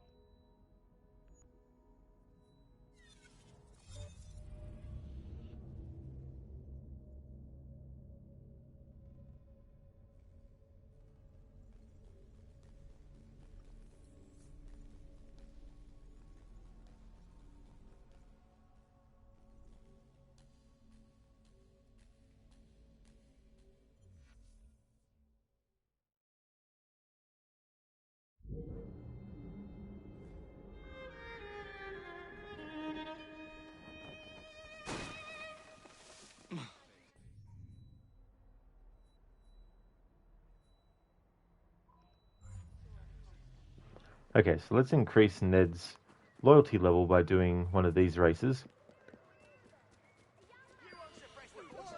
Because that's one of the things I'm doing with this playthrough with all the associates, is get their loyalty level to the fullest.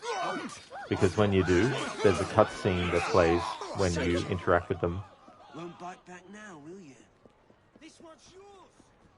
Lizzie, you're still thinking about that ghost quest? Oh yeah, the one with the carriage. Yeah. It's got a sad story to it about how she didn't want to marry someone in particular, and it was deemed by her parents to be like, you know, what she should do.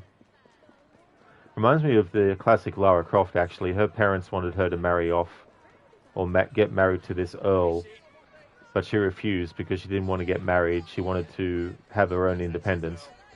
And so her parents disowned her over that.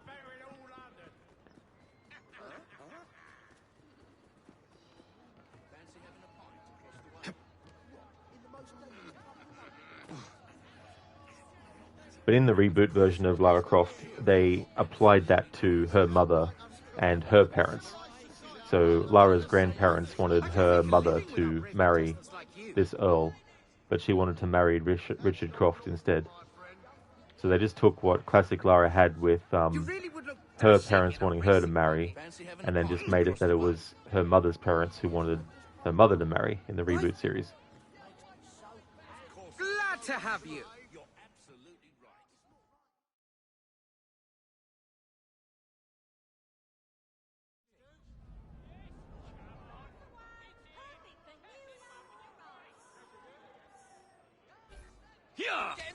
Look at you! You don't stand a chance! Lizzie, guessing he was abusive, she tried escaping and sadly failed. That's true about the ghost of Elizabeth. That is true. Said the name of him was Marquis. I think Marquis was a title.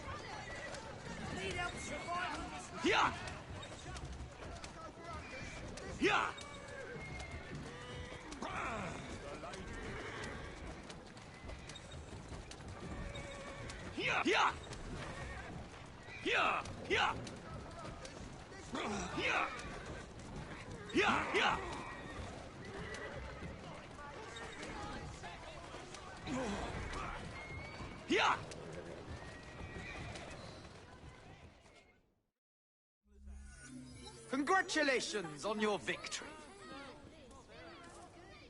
Robert Topping will say that even if you come last. He says, congratulations on your victory. Even if you come last.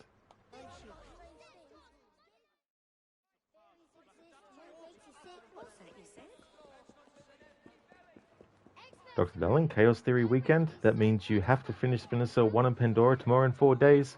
That is true, Dr. Darling. You better finish those games before I start my playthrough, otherwise there'll be hell to pay. The space-time continuum will be destroyed, and there'll be tidal waves and tsunamis and hurricanes and earthquakes. The other day when you were talking about like Splinter Cell, and you were like, hinting at Splinter Cell Chaos Theory, I had planned it before you said that, and I'm like, oh damn it, how do I respond without revealing that that's actually what I had in mind to put onto the schedule?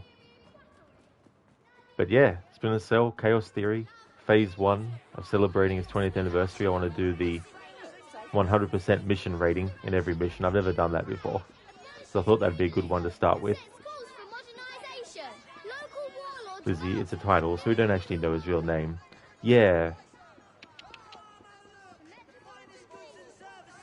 So much drama. There's definitely a lot of drama in this game with all the NPCs and stuff. What's that over there?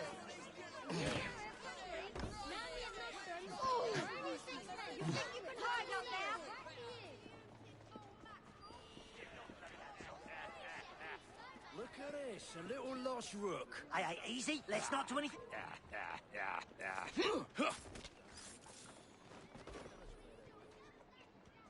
Go on, lay in proper.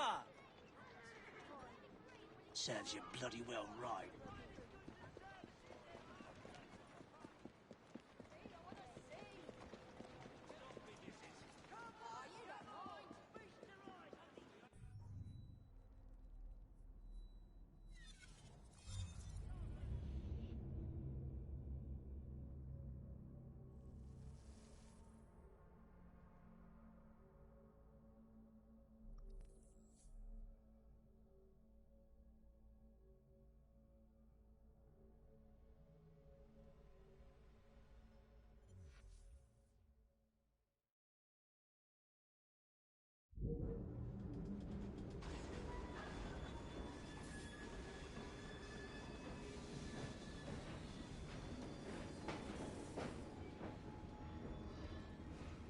A Gurkha knife, just like Father's.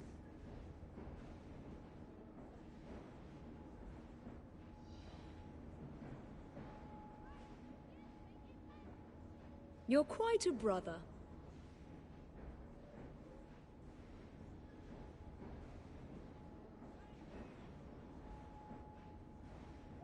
The train's ours now. May as well make ourselves at home. Hello, Not Fry. Syndicate's going well. Did a ghost story mission with Charles Dickens. Also did one of the Alexander Graham Bell missions. We got the hallucinogenic dart. And so I did that memory as both Evie and Jacob to show the differences in what they say. And then the same for that ghost mission with Charles Dickens. I did it back to back as Evie, then Jacob. It's interesting because like there's a carriage as one of the evidences that you find. And when Evie interacts with it, she kind of gives a little bit of a history about the style of carriage and comments something about how it was like used up until a certain point before they started, delivering the mail by, train and stuff. But when Jacob interacts with it, he just says some basic kind of thing, like, I think he said something like, oh, so this was used for the mail or something like that, which I like how they did that too, as well. How's things going, Nofray? Yeah, I really like stuff like that. It's, I'm trying to do, like, some stuff without progressing the main story too far, because there's still some checks I want to do for certain things before I get too ahead of myself. But I'm pretty much exhausted all the dialogue on the train hideout for now, at least. There might be some differences when we get further in the story. Oh, nice, Nofry. That's good. Good to hear that. I'll be streaming for another 2 hours.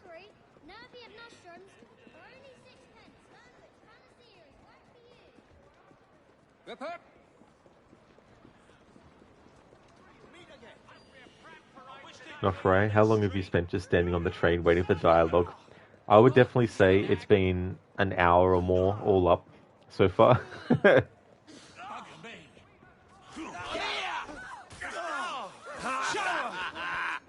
Keep it busy!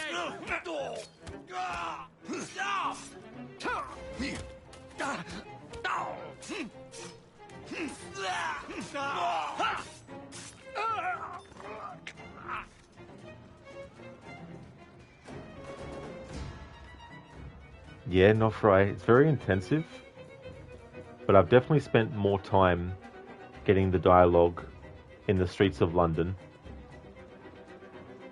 Luckily, some of the dialogue that you hear in London, you also hear at the start of the game when you're playing as Jacob and Evie when they're in Crawley.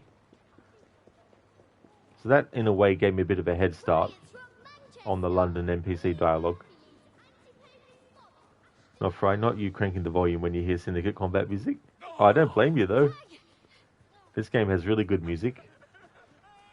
And that combat music is good, too.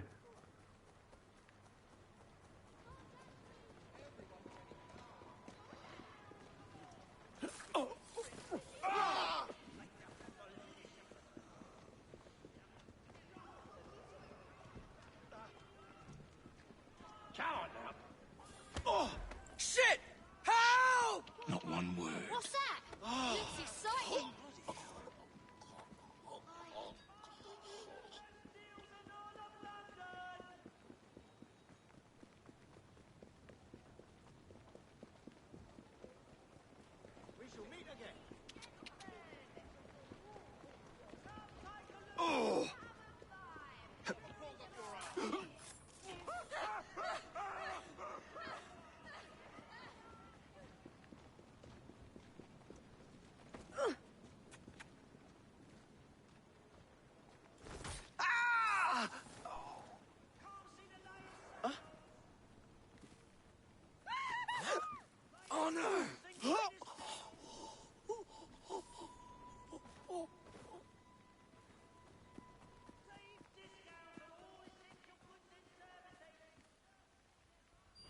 Ha! It's a levitating saw.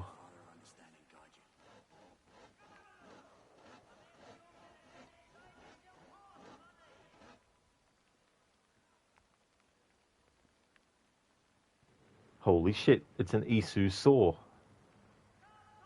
It actually does the job even when you don't actually hold it.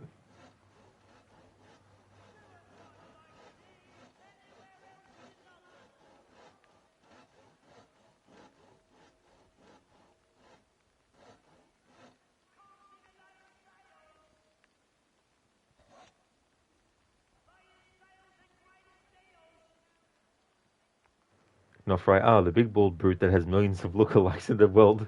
That is true, not Fry. It's actually funny. You see them so often as bald, but then some of the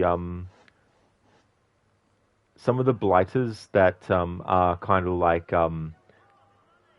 the bounty hunts actually have like full head of hair. Dr. Lelling, you're on the second embassy mission. Last night you came back tired and played the one in which you had to rescue the hostages.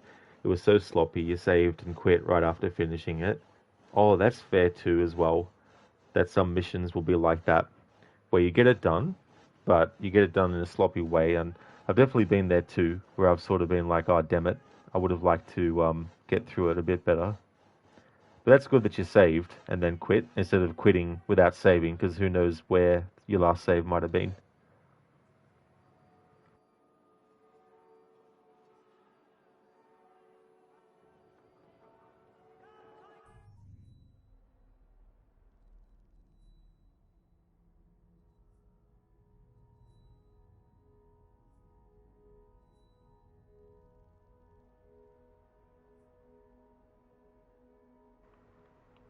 Alright, so since we're in Lambeth in the story, I may as well do the liberating.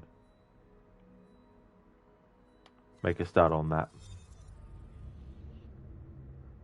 So when you liberate a burrow, at a certain point, the gang leader for that burrow will actually appear and there'll be like a skirmish.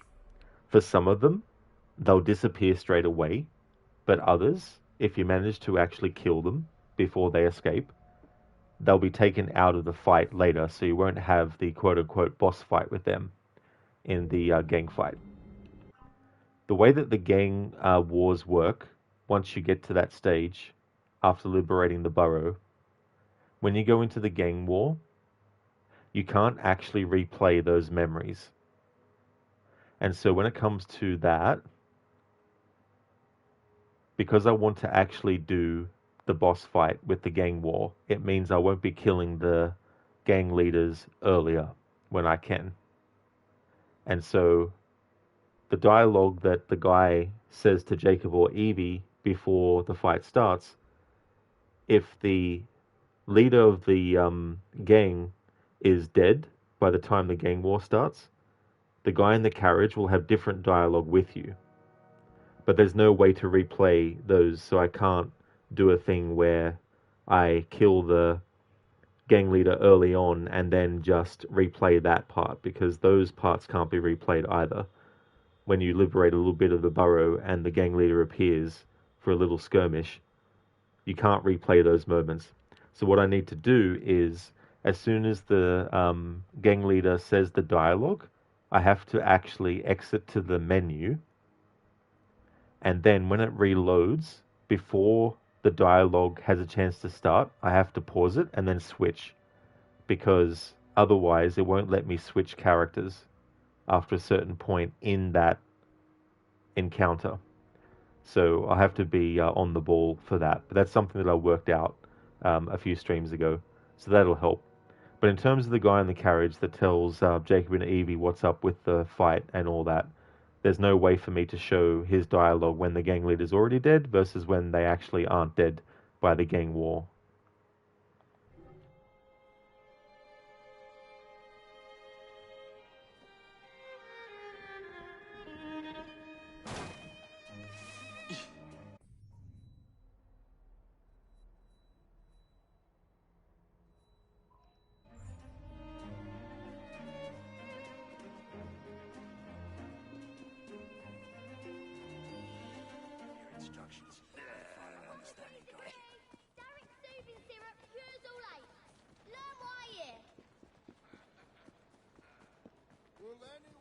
sight for sore eyes, Mr. Fry. All right there, Mr. Fry. I'm on your side, Mr. Fry.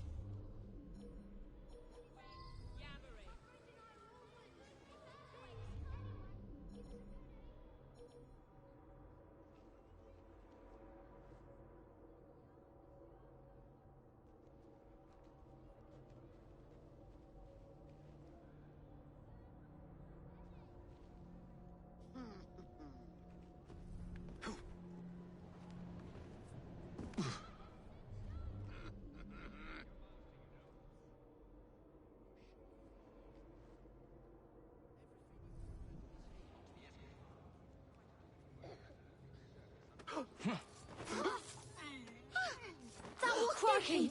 What do I do about this? Motivation? No pay until we meet our quota. How's that?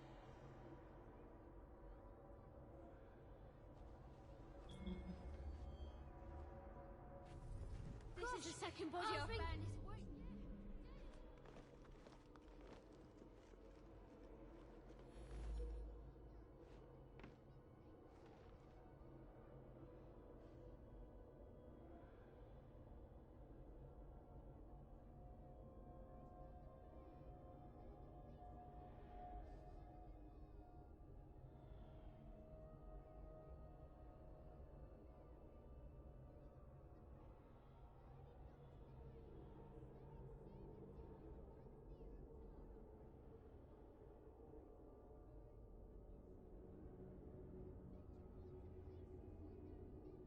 Pick up the pace, or it's a night under the docks.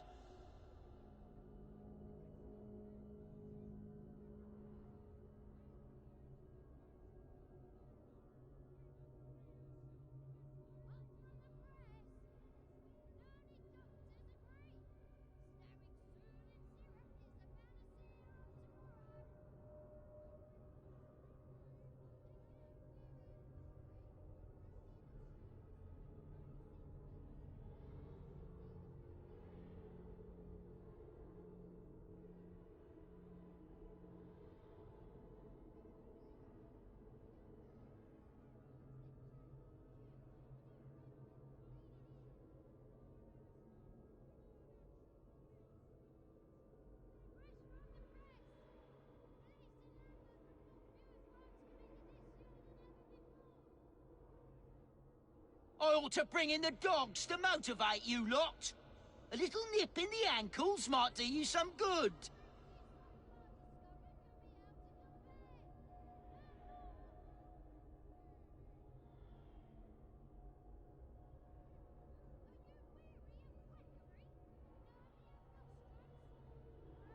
I'm also covering any dialogue in these as well, taking note of what the foreman is saying. I didn't do that earlier in the playthrough, but I'm going to start doing it now.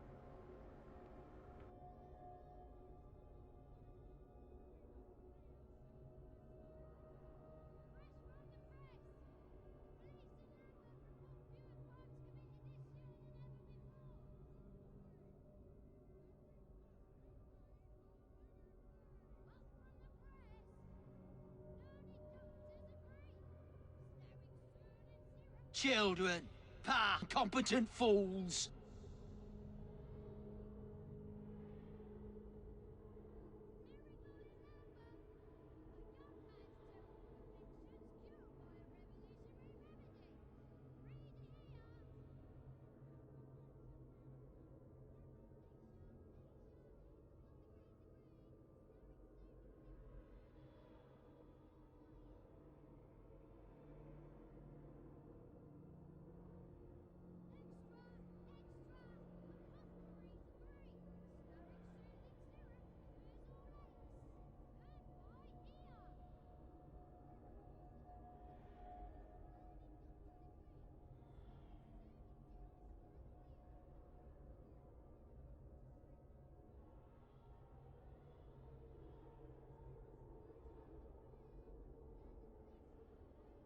Pick up the pace, or it's a night under the docks.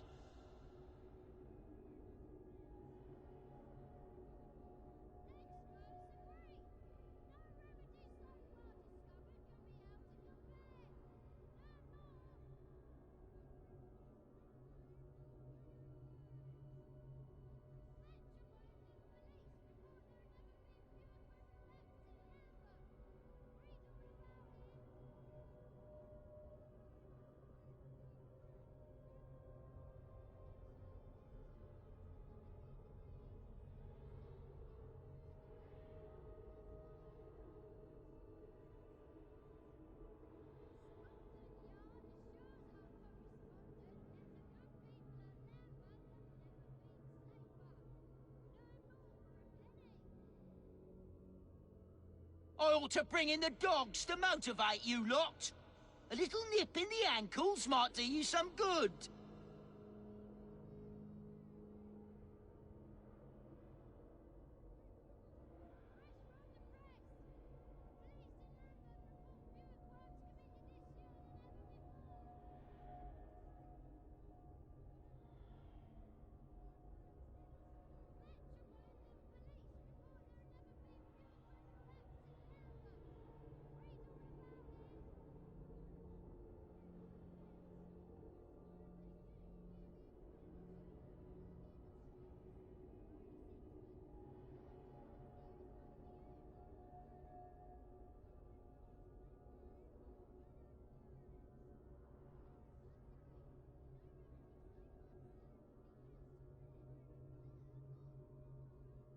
Motivation?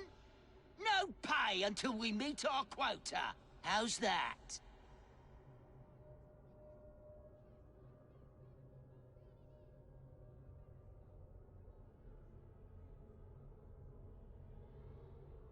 Okay, so I got that one this time.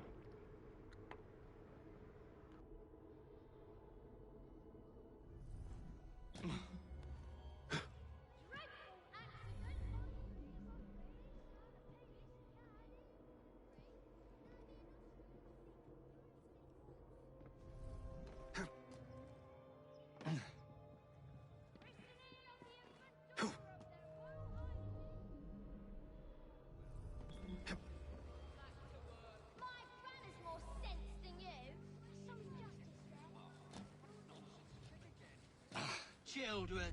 Pah! Incompetent fools.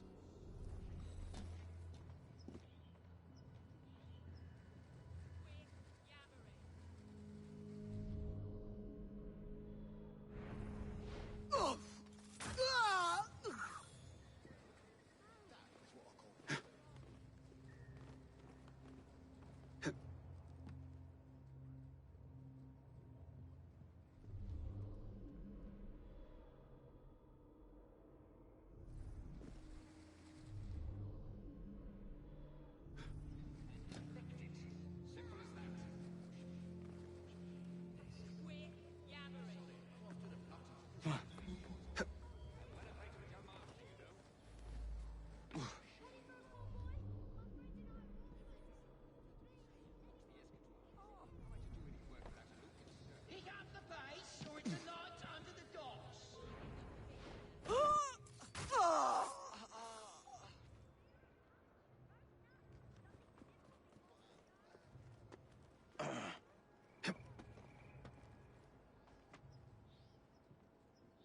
This needs to be sorted out.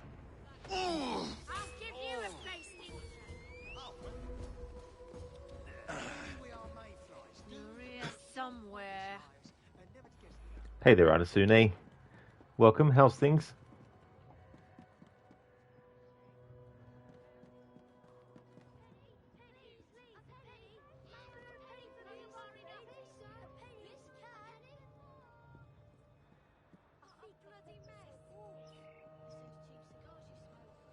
Good riddance.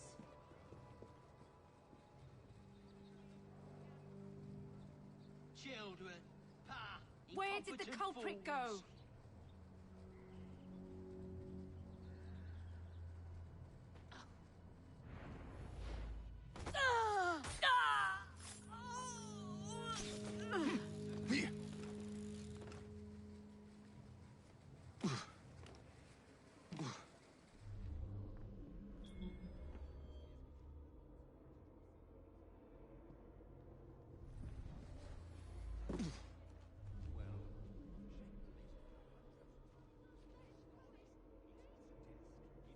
Better keep an eye on him.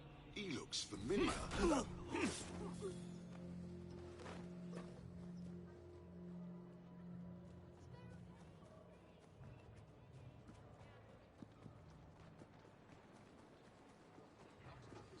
sorted.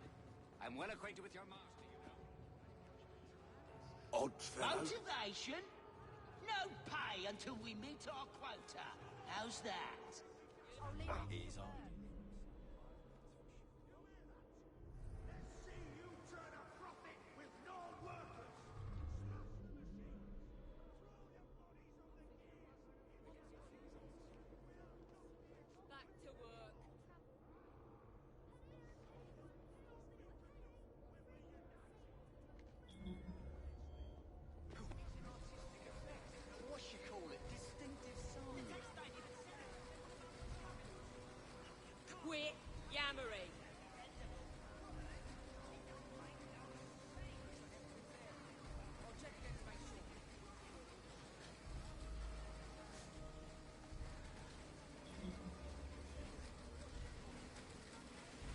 Back to work. Anusine, things are alright. Feeling sort of neutral at the moment, you think is the best word for it? That's fair, Anusine. Yeah, sometimes it can be difficult to put into words, like what exactly you might be feeling as well. Um,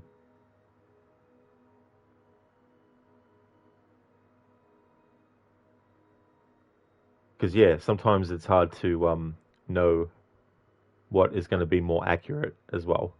But that's definitely fair as well. I think at some point we all feel a little bit like that as well. I'm doing well myself, Anasune. Can't believe another year is almost finished. Just seems to go so quick once we get into June, July, and then August. But I'm looking forward to a new year, basically just because, well, it's a new year. There's always something different about the start of a year versus the end of one.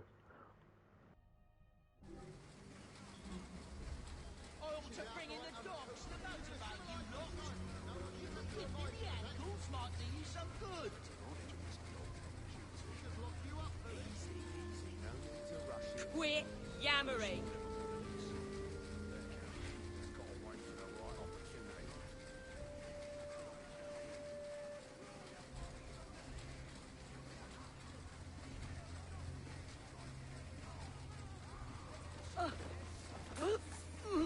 Can't imagine he's up to any good. Like that.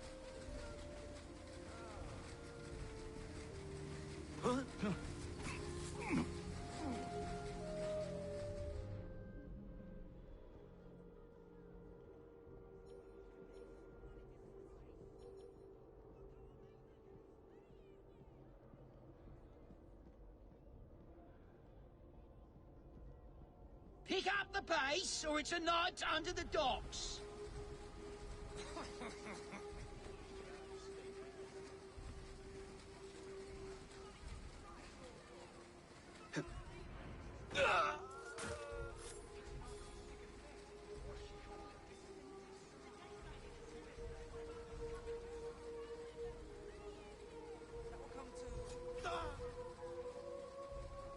Don't look like there's that much, does it? Oh well.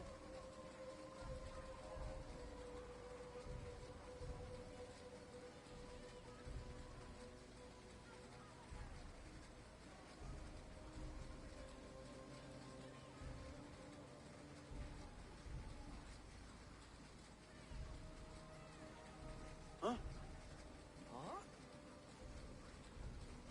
Oh, that's not bloody yours.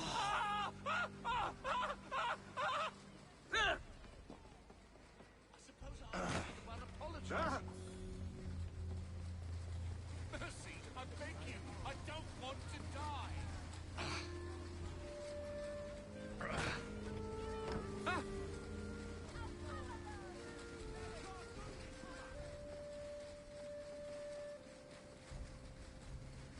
I'll behave.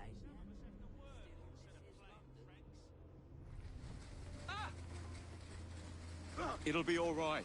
Thanks muchly. No more.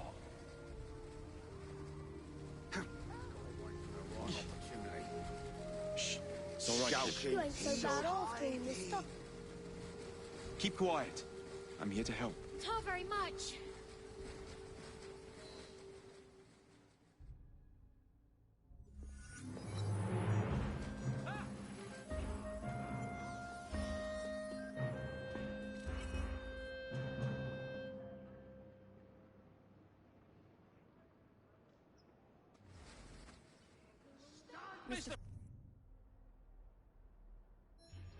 Mr.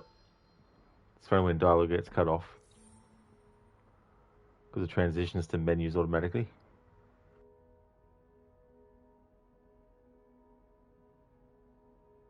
Understand. What do you think about the new Tomb Raider remake that was announced? I'm open to it. There's already been a remake, but that was a long time ago now. That was 2007, which was Tomb Raider Anniversary. I'm sort of curious about what things they'll do to make it different Because Anniversary, it changed the nature of some puzzles. It also put some missions that were separate in the original game, but actually combined it as well. And it also had the grapple hook gameplay, which the original didn't have, because the 2007 remake was based on the Tomb Raider Legend game engine, and that game had the grapple introduced that Lara would use. And it seems that they're going to be bringing that back as well. So I am open to it. I don't yet know what they're going to do with the story. I mean, I can't think of anything in the story that would be considered controversial these days. So I don't know if there's anything that really needs to be changed. And Alex Wilton Reagan, who's been chosen to play Lara, not just the voice either, she's actually doing the performance capture as Lara, is a great choice because I really thought she was excellent as Aya in Assassin's Creed Origins. So I'm happy about the casting as well. I did like Camilla Luddington as Lara Croft. To be honest, there hasn't been a Lara Croft actor I haven't liked. I thought they've all brought their own unique sort of like elements to the character as well. So definitely looking forward to her performance as Lara. But these days I'm wary about getting too excited about games because sometimes the initial stuff that they show might be good, but then there might be some stuff that when it comes out, more people play it, and some of the things that are in it might come to light. But other than that, though, it looks interesting. So yeah, it's good timing though as well because next year the original celebrates its 30th anniversary.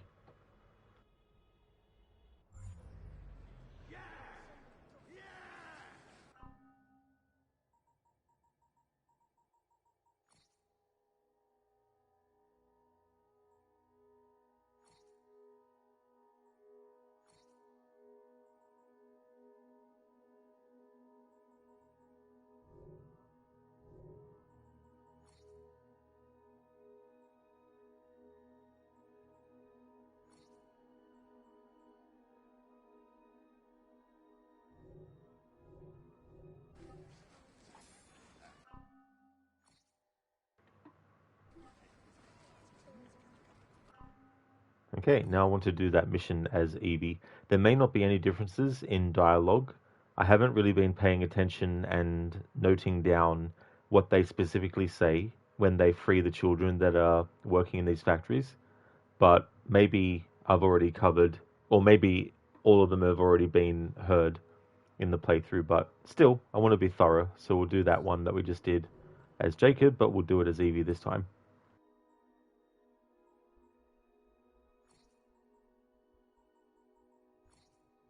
Have a rest, brother dear. Understand, eh? You also like the middle ground they found between old and new Lara face model. Oh yeah, yeah. I mean, there's definitely things about characters that you want to get accurate, and then there's some things that aren't as important, and sort of like striking a balance of that can be difficult.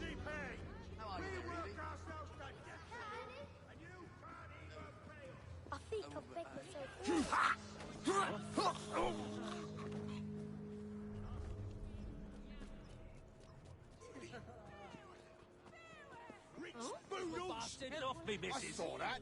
Who do they think they are? Tom, he's not here.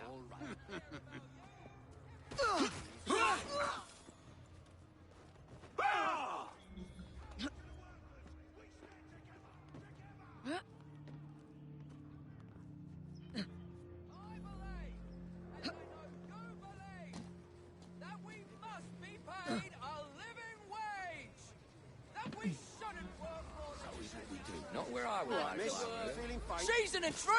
Oh, she!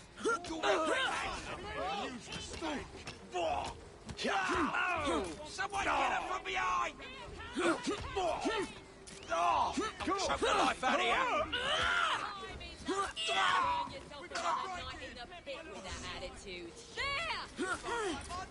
You'll be seeing a different tune once I'm through with you. You'll be alright. Give it no more thought. She's gone. I'm gonna knock your teeth in. You just try to stop me. You'll be sorry. What do you want? Always at each other's throats.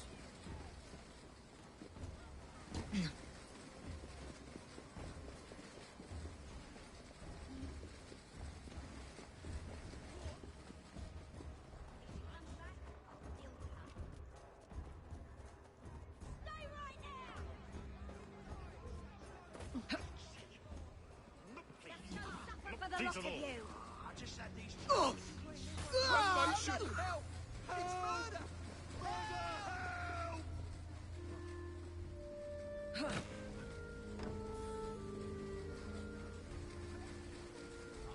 Lucky I'm trying to keep out of trouble. Next game I might He's right there. I'll get a better opportunity. Oh!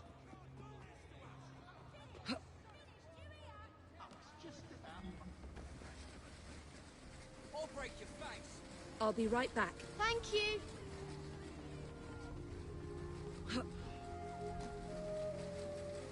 Everything will be all right. Always sad to see a young lady afflicted by madness. Hang in there.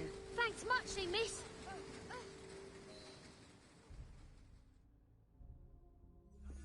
Afro, the Catalyst Lara looks very different, nothing like the reboot or original.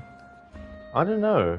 I remember seeing someone comment that, and the only thing I can think of that's different is that she just has her hair different slightly. I don't think there's any difference in her face or anything like that. It's still the same person playing the character. Like, maybe they've added a little bit of age to her face, maybe, which, you know, I don't think is a problem if that's what they've done. But yeah, I couldn't really detect anything too drastically different in a way that would suggest that there's some kind of discrepancy between the two or anything. No, but you don't love the new face model, but you don't hate it either. That's definitely fair enough. Yeah.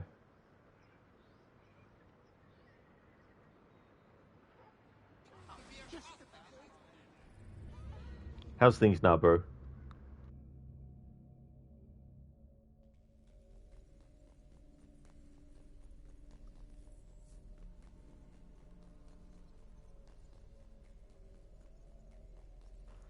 Plus, I mean, you know, in the remake of Tomb Raider, they've got her wearing the classic outfit in the way that it's designed in the original and all that. But that Catalyst outfit, it just looks like a different variation on the same thing. It's like the Angelina Jolie movie, the first movie, like the redesign for the outfit. Like the belt buckle with the skull, for example, was one of the things that Angelina Jolie wanted to have on the outfit, but also to change the color scheme as well. And that also in turn inspired the series with the Angel of Darkness game to have Lara wearing the outfit she wore that has sort of like a darker color scheme and stuff. So it might just be that as well. I mean, I think she has some scarf or something on in the Catalyst thing. I don't know. I mean, sometimes it just seems like there's a forgetting of people have their hair differently. You know what I mean? Like, I get it when you have a character, you want them to look consistent, but I mean,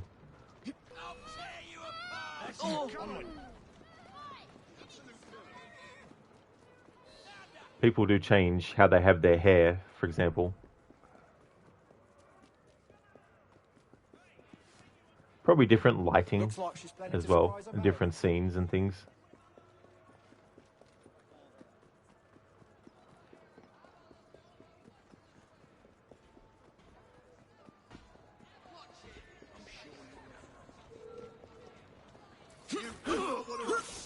This one won't be needing breakfast tomorrow. Oh! The danger's past! You made a big mistake coming here. What are those brigands up to now? Better take a look. You dare face me!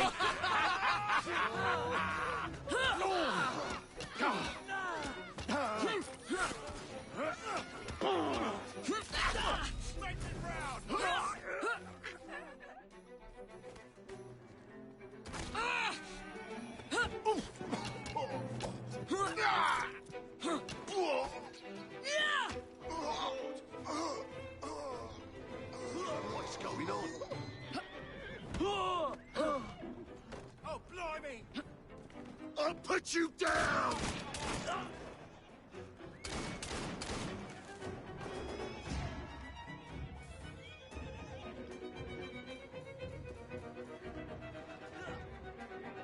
Whoa. Come on now.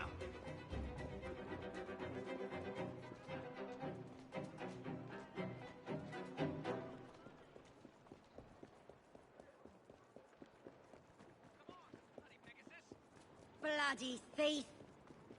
We have a situation. Dead. Nothing I can do.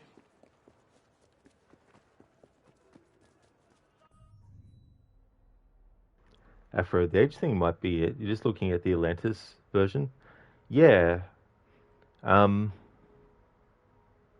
mean, even from like the classic games to Tomb Raider Legend, like in Tomb Raider Legend, she has a very different hairstyle than what Lara did in the other games.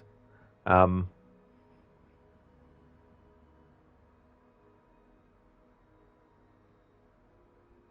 but then in Anniversary, they make it like she had it in the earlier games because that's supposed to take place earlier. Because Anniversary is a remake of the original, but it's also a prequel to Legend.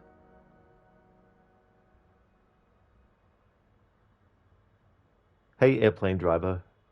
Catalyst Lara looks like Lara from Legend, but mixed with the reboot a little bit. Yeah, that's a good comparison. Yeah, I mean, she's got the necklace that the reboot Lara had, that she found on one of the digs when she was a child, when she was out excavating with her father. So this version of Lara has that. So it's supposed to be it's supposed to be the combining of the two different versions of Lara. I mean, technically there's three. If you look at the games, there's four. If you look at there's five. Sorry, if you look at the first two movies, and then you look at the 2018 movie. Then you got the comic books version of Lara, but I don't know if they were supposed to be the same Lara in the old school video games or not. I assume so, but maybe not. You never know. I never read those, so I don't know. No, bro, you're more curious about the gameplay because you only played the original and the most recent Survivor trilogy, so you missed all those games in between. Oh yeah, no, bro. Yeah, so there's a lot of stuff that Legend, the first reboot, did that introduced a lot of differences and stuff. The grapple is one of them. That's something that classic Lara didn't have. And reboot Lara has the wire spool in Rise of the Tomb Raider, and she also has the grapple in Shadow. But in the 2013 game, she didn't have anything like that. Afro, where does Catalyst fit in the series compared to Atlantis? I'm assuming it's supposed to be after. What I'm guessing is what they've done is they've chosen to do the remake of the first and release that first because they're probably doing a thing where Lara is telling someone a story about her past. And so that is their way of trying to combine the two versions of Lara into the one by maybe saying that there's some stuff that Lara has had said about her that doesn't actually match the reality of it. And so maybe she's trying to tell this story to, I don't know, maybe Jonah or something. I don't know. I'm just guessing. But it seems like they're going for a kind of like retrospective from Lara herself, going over some of her earlier adventures. And I'm guessing that the remake will have a tease for what's going on in Catalyst. But that's just all guesswork, though. Nofra, you made a big mistake coming here. That was so funny when he said that. But it was funny because I think that was meant for the Blighter, not for Evie. But by the time Evie got close enough to him, it seemed like it was to her. But when everyone is alerted, you can't necessarily do the assassinations. So I think he was saying that to the Blighters or something. But yeah, this is just so funny, the timing of him saying that versus him getting killed. No, but I think it just comes down to a lot of people like to complain and think because they don't like it, it's bad, and no one else should like it either. Yeah, and it's understandable as well. Some people just naturally don't care for anything beyond the surface level, and if the surface level doesn't match or or sort of like fit in with what they're expecting, then they'll just abandon it, which is fair enough. It's just one of those things. Like getting upset about either way is pointless. But there's a lot of scrutiny about like things where it's like, okay, so this character has this one way of looking, so therefore, if they look slightly different, it means it's a complete and utter travesty, and all that kind of stuff. Like something simple. The original Lara is a certain height, but the reboot Lara is shorter. And for some people, that is such a major difference that it means that the shorter version of Lara is inferior somehow. And I'm like, what does the height have to do with anything? Like, that's an example of something that's not really neither here nor there as a thing to get worried about, with Lara Croft. Like, so what if reboot Lara is a little bit shorter than the other version of Lara? Like, it's sort of a non-issue for me. But for some, if one tiny detail is different, then it means that it's inferior completely, which is understandable. It doesn't mean that, I agree with it, but it just means that I know I'm realistic to know that not everyone's gonna, agree and stuff. Um, but there's a lot of confusion too that happens with that series because you've got so many projects in the works now too. And apparently they're trying to make it that all the Laras that you see from now on in the video games, the movies, the live action series is apparently supposed to be all the same Lara Croft, but just played by different people, which I think is a bit confusing. Although there have been examples like Kevin Conroy voiced Batman in the Batman animated series while they were still making Batman movies that had different actors, but it wasn't supposed to be the same Batman, I guess, in that context. So that's not a good example to use. The more I talk about that. Yeah, that was funny, Afro. Um, it's annoying I didn't actually notice it earlier. Would have been interesting to see what it looked like beforehand. Airplane Driver reboot series focused on gun combat a whole lot, in your opinion. It did, Airplane Driver, yeah. Yeah, I think in Shadow they tried to reduce that a bit and add more exploration and puzzles. Because I think in Rise, people wanted it to be more about the puzzles than about the combat as well. Afro, well, you're thinking it's like an AC3 situation where they changed Desmond's face actor, so Atlantis is a remake of the original, and for Catalyst they picked an actual actor to base her face off of. Yeah, I mean, who knows? But when I had a look at it the last time, it just seems to me that there's just a few years difference from how we see Lara in the remake versus how we see her in that Catalyst trailer as well. But it'll be interesting to see how they all organize it. I'm just hoping they don't do this thing where both versions of Lara find an artifact at the same time in their separate universes that then changes the timeline. And I hope they don't do something like that. I think that'd be a bit stupid. Now, Barry, notice in the recent trilogy that the way that Lara tells the story of finding her father dead is kind of different in both Rise and Shadow. That's true, nah, bro, yeah. Like, there seems to be a little bit of a discrepancy between the three games when it comes to that. And yeah, it's like continuity sometimes doesn't get enough, like, concentration done on it.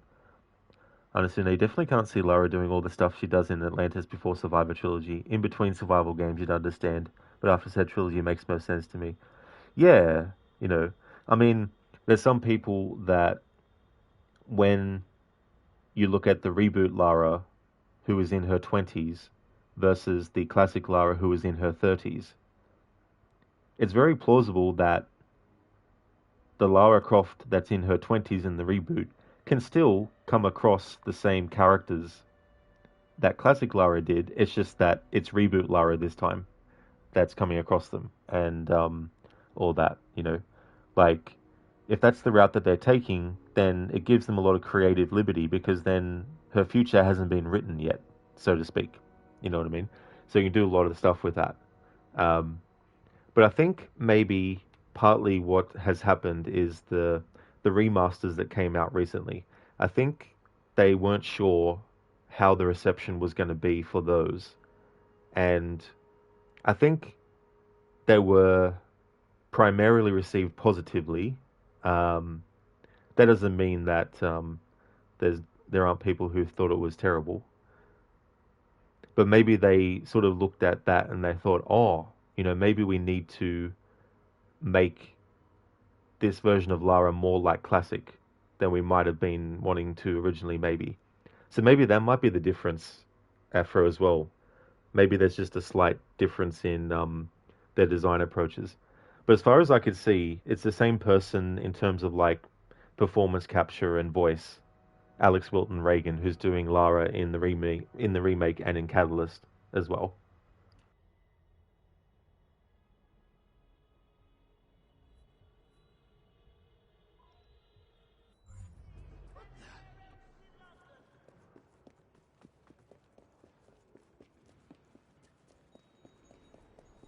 Can't see the latest sails. Oh, but Flatterer. Surely the most You've done it! What's going on over there? Get up. Asune, are remake and Catalyst the same? Well, some think that they're different because of the way that Lara looks in Catalyst versus the remake. But in terms of like who plays the character performance-wise and voice-wise, it's Alex Wilton Reagan for both.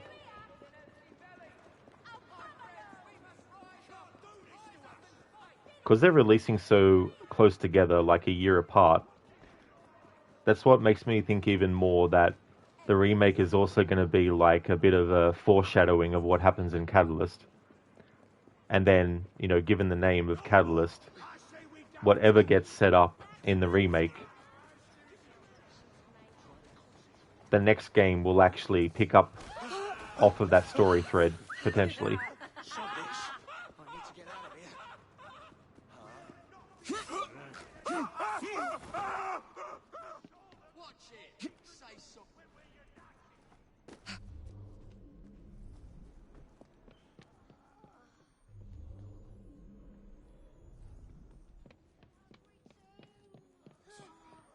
If I die, I want you to eat me. I will. With roasted chestnuts. And someone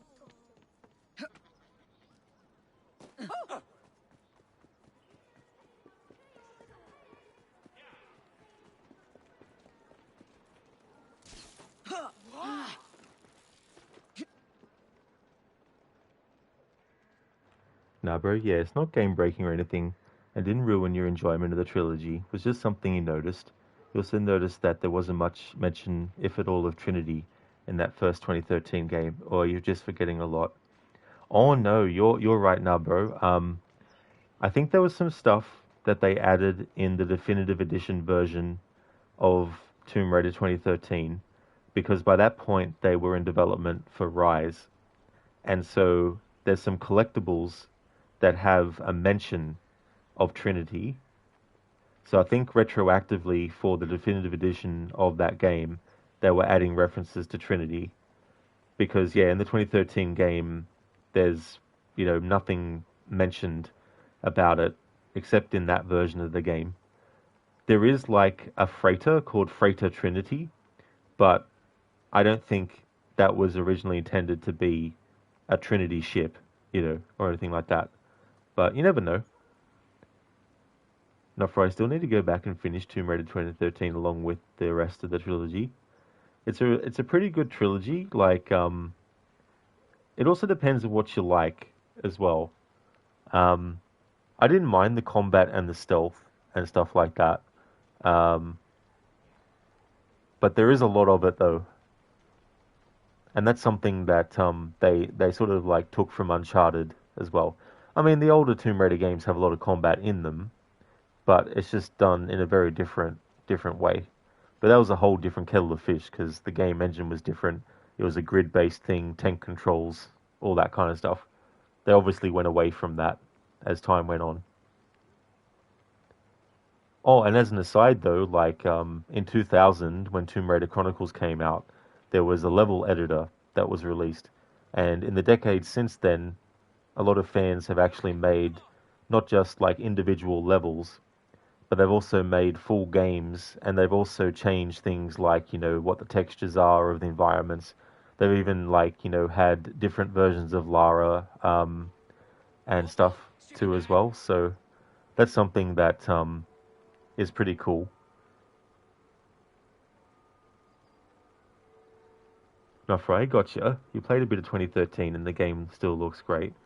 Yeah, it's funny too because that was when they also did like the Xbox 360 and PS3 versions as well.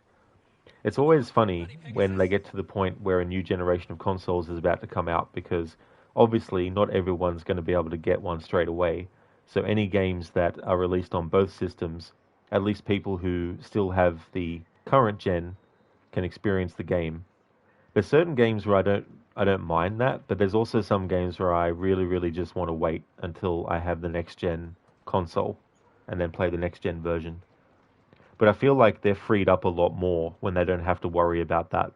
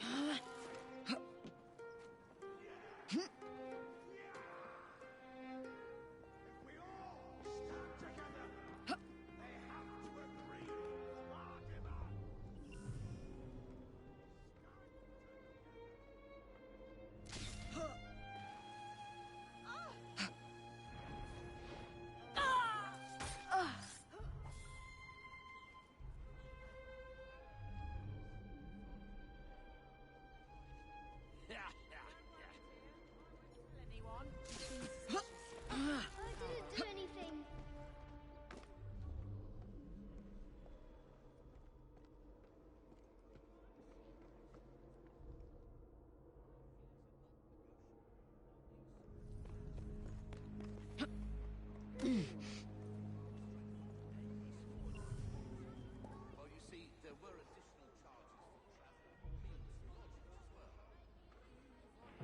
Not right. Even now, majority of people still on Xbox One and base PS4. Yeah, Right. I know that's and not the the thing ears about that clip. too is, ultimately, at the end of the day, it all just comes down to what value do people put on things, not just money wise, but time wise too. And for some, they really like that system. So even when there's a new system, they still want to stick with that because they still feel loyal to it. No, bro, because when you replayed the trilogy from scratch, when you got to Rise, Trinity just seemed to appear out of thin air. You're like, what the hell did you miss? I don't blame you, though. It's like Richard Croft is talking about them like, there was some big major entity that he, wanted to warn Lara about and all that kind of stuff, but there wasn't anything like that, But he definitely did have some recordings on it, but I mean to say, they really amp up Trinity in the sequel. Bit too much to drink, eh, miss? Oh yeah, Nasune, that's definitely no worries. Thank you for popping in for a little bit. You gonna go and play more Tomb Raider? Awesome. Hope you enjoy it. Thank you for leaving the lurk as well.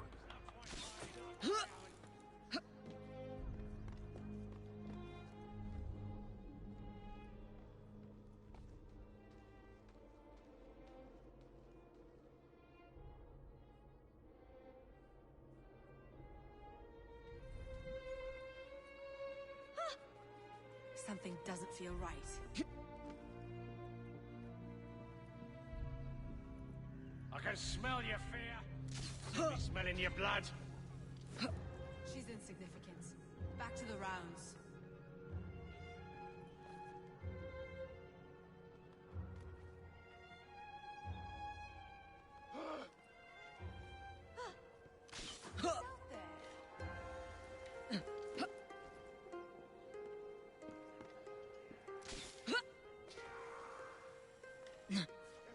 She's not here. What a shame. This isn't right.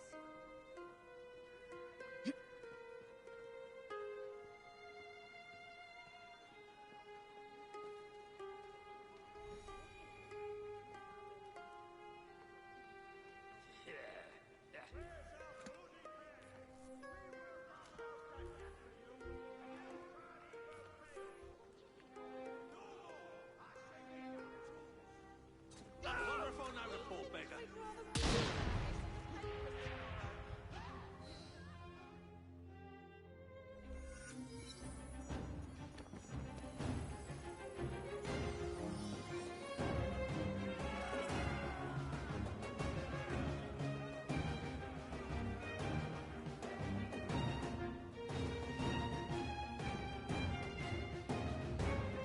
Good day.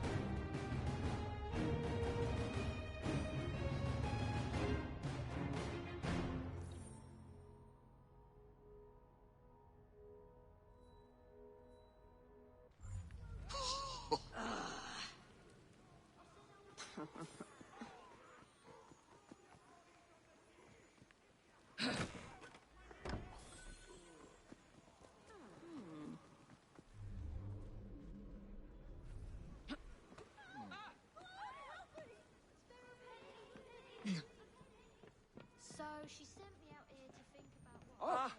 Look me dead in the eye, Mum did. Really? This. You want a piece of me? I'm in trouble now. This can only end horribly.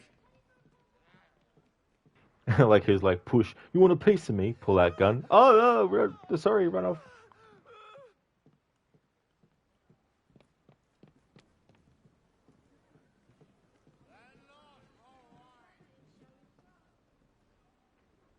Somebody call the coppers? Right, I'll kick your ass. Oh, blimey. This ain't a dream. Not a This good is really sign. happening. Please, just leave me be. Just leave us all be and everything. Where?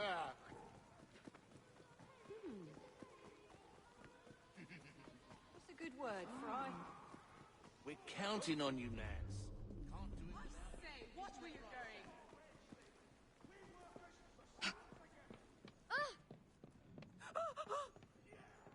Oi, this is my house, not yours.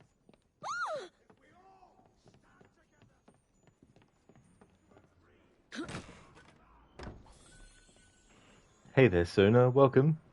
It's hilarious how they just run away after a gun is put in their face after trying to talk down to you. It really is, Soda.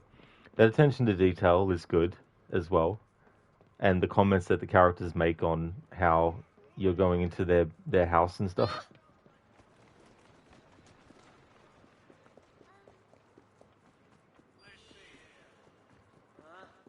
What are you doing? You'll tell us where Bronson went. I really appreciate it. It's getting rather too crowded around.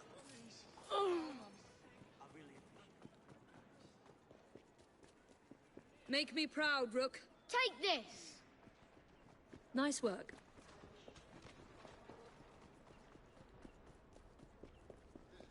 Looks like by the... I don't intend to die tonight. Bloody hell, need to get out of here.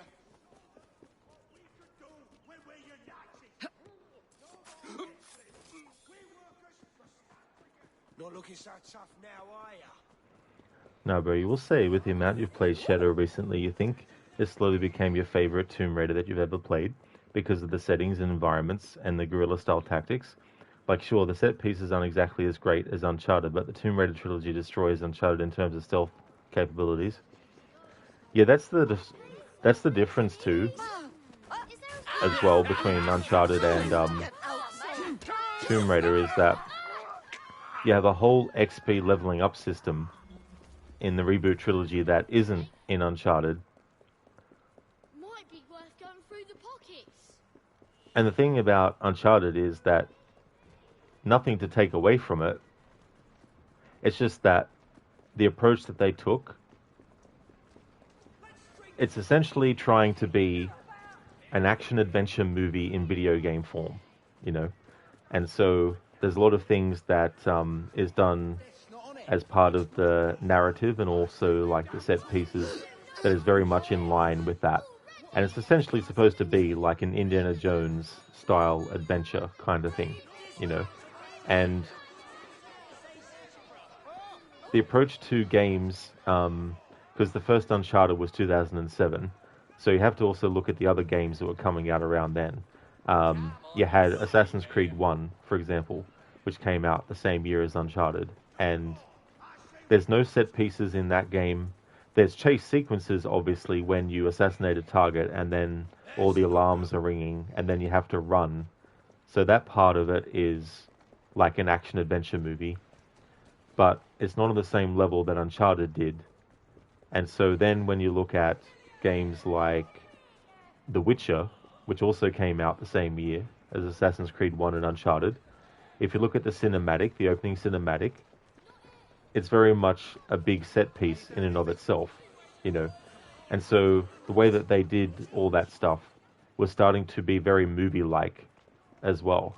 And as a result of that, other games started to do that. And it wasn't just the reboot trilogy of Tomb Raider games that decided to have like set pieces where a character is going through some very hectic situation, they're being shot at, there's explosions, there's traps that they got to dodge, you know, there's all this stuff going on. But you even see it get adopted in Assassin's Creed eventually. You get sequences like in Assassin's Creed Revelations when Ezio is getting onto the ship to go to Cappadocia. Like, it's a big, massive set piece, you know. All the ships are on fire, you know. So it creates a spectacle. And that's one of the things that, in general, is really cool about a lot of games that are story-driven and character-driven and all that kind of stuff. And so there's inevitably going to be similarities. But when you get beyond the similarities, you can actually see the differences that make them unique to each other as well. And so, yeah, Uncharted and Tomb Raider reboot trilogy, there are things that is similar from the Uncharted series in those Tomb Raider games, but there's a whole other side of stuff that is completely different that gives it its own identity. And it goes beyond just having Tomb Raider be a female character and Uncharted be a male character. It goes beyond that. It goes into areas of what character types are they, you know, and Nathan Drake is the Indiana Jones, Han Solo kind of like, you know, wisecracking action-adventure hero, you know. Lara can do wisecracks and stuff, but it's a very different kind of approach that her character has to that kind of stuff. And so when you look at those differences too, you start to see that they're not a copy of Uncharted. And if you actually looked at every single thing that has been made and you traced back the original thing that did it first, all the things that people claim was so original and did it first is not the thing that did it first. If you actually go all the way back and look at the DNA that is in those things. Like Indiana Jones was original, but it was inspired by Hundreds of London the action-adventure serials that George Lucas and Steven Spielberg watched when they were growing up, when they went to the movies, in the time when, if you went to see a series of a show like Zorro or something, you would go to the movies every week, and it would give like a cliffhanger that would happen, and then the next episode, the character would get out of the sticky situation they were in, you know. So you look at Indiana Jones, and that is very much a part of the structure of those movies. He gets into predicaments, it looks like he's going to die, but then, at the last minute, he manages to use something, or something happens that helps him escape the situation. You know, so even Indiana Jones wasn't completely original, but it's about what you do with those elements and what you add that make it different. And the thing that made Indiana Jones different to all those other characters was that in some ways he's a little bit of an anti-hero, because he's not completely like straight-laced. Like it's not like he's trying to find non-violent means of dealing with enemies. You know what I mean? So there's that element too, as well. But yeah, there's a lot of stuff that was inspired by other things, and so originality is more about what do you do with the same things, but what do you add different to create a different combination and add a different feel and all that kind of stuff. Hey there, Anna good morning. I hope things are going well. Isn't high-heeled Bucci running in? If yes, oh my god, your poor feet by watching running all day in those boots. Yeah. Oh, yeah, I think they are. Yeah. So yeah, you're right, Anemone. I never actually noticed before. Because I didn't know if they were like, you know, just flat boot or what. But yeah. That's it. It's funny when you look at like realism in video games versus video game logic, and imagine a video game where if you were playing as a character that had high heels, that would actually be a factor in what you have to be mindful of. No, bro, yeah, because when Uncharted first came out, they were calling Nate Drake Dude Raider. Dude Raider. That's funny.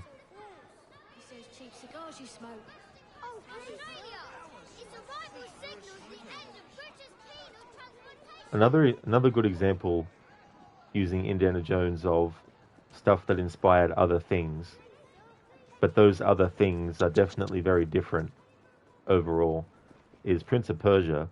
The creator of Prince of Persia, Jordan Mechner, when he saw the movie Raiders of the Lost Ark, the scene where Indiana Jones throws the idol to Satipo, I think is his name, played by Alfred Molina. When he throws him the idol and expects the whip to be thrown back to him, the guy doesn't throw the whip back to him because he wants to betray him and take the idol. So Indiana Jones does a run and a jump to try and get across to the other side, and he slips and has to try and pull himself up, and then there's like some kind of like tree root or something that is in the ground that he uses to pull himself up.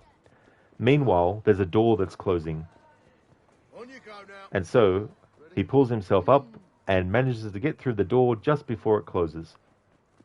And so Jordan Mechner, when he saw that scene, it inspired him in Prince of Persia to have moments where there's a gate that opens when you press a switch, and you have to run and jump and get to it before it closes. So that kind of stuff was put into the DNA of Prince of Persia. But if you look at Indiana Jones and Prince of Persia, they're very, very different things, and it's not just because of, you know, time period or setting.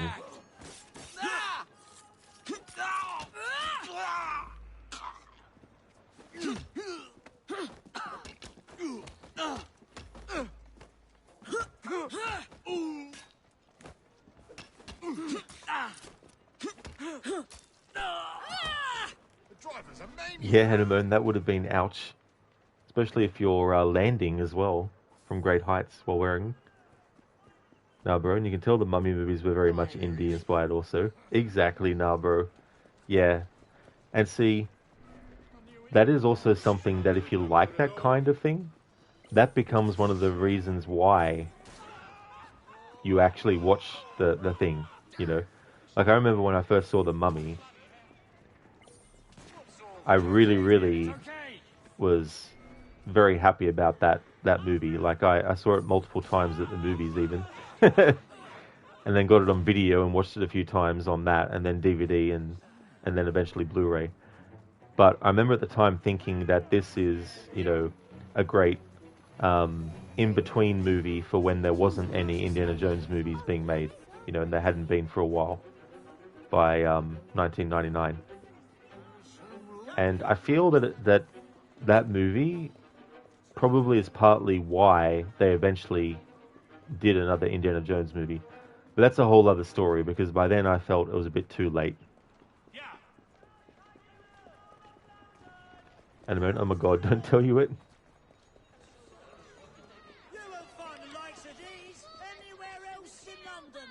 Let's do another crowd event here.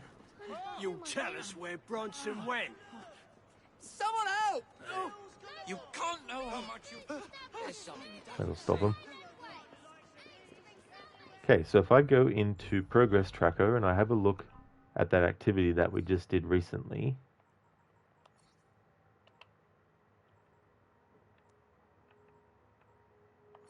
Gang Stronghold, I think this was it. Yeah.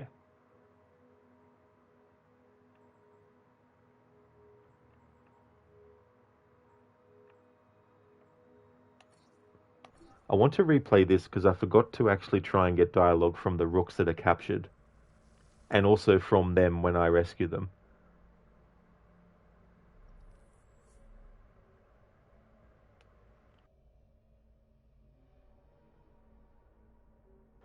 Then it's funny too, like you get things like Halloween, the original. If you look at the kills in that, like there's hardly any blood and there's no like gore and stuff. Even when one of the characters gets stabbed with the big giant knife that Michael Myers has, there's not a whole lot of blood. So that was 1978. Shit, I went too far out of the zone. So that was 1978. And then in 1980, you get the first Friday the 13th movie. And when you look at that, it's obviously heavily inspired by Halloween, a slasher movie where you have all these people that ended up getting killed one by one by the killer until the final character, usually a female character, is the only one left alive that then has to deal with the main villain. Anyway, the big difference with Friday the 13th was, even though it copied Halloween in terms of like the structure and having moments where you see through the eyes of the killer in first person and all that, the big major difference though was the gore with the kills. So whereas Halloween was very sort of subtle in the kills, Friday the 13th was really, really brutal.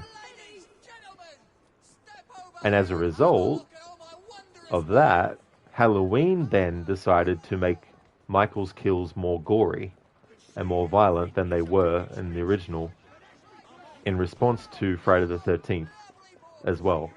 So that's another example where you have something that is original that inspires a quote-unquote copycat, but then that copycat inspires the thing before it to actually do what it was doing. So there's definitely a lot of stuff where it's like, it may not seem like it's completely original, but there might be some extra elements that are different, that help make it different.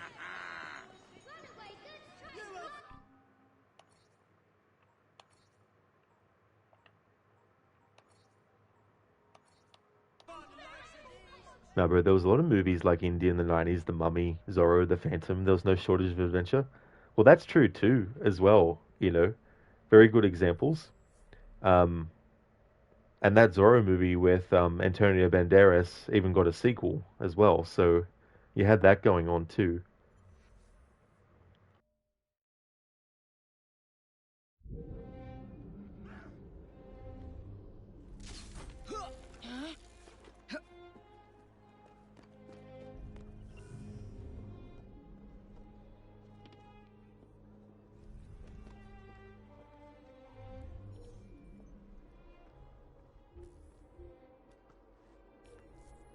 strain has written to our stronghold with words of encouragement. Shit, that's something I didn't think of.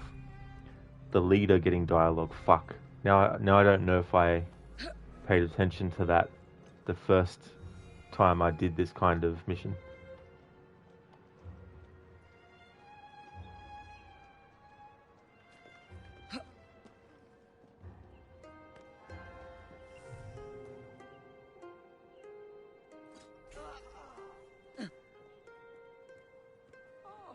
Alright, given that new information, I need to be thorough and cover all the bases, so I'm gonna have to make this memory replay fail, and then look at the other gang strongholds I've already done, and then go into them, and then try and get dialogue and note it down from the leader in those strongholds.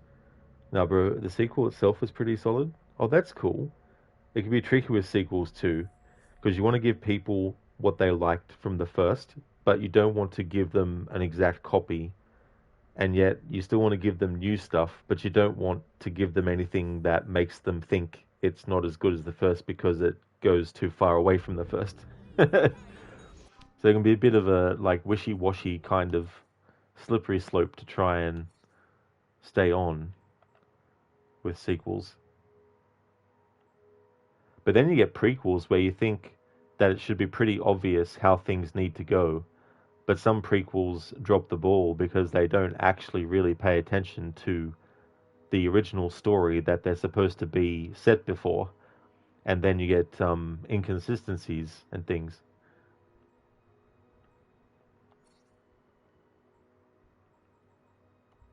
The good thing about this is that we've only done one other one before.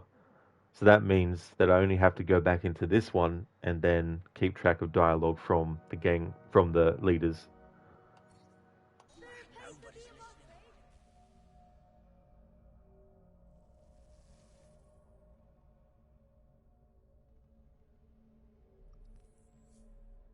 So I'll be streaming for another like 30 minutes before I go on my break to then come back later with another stream.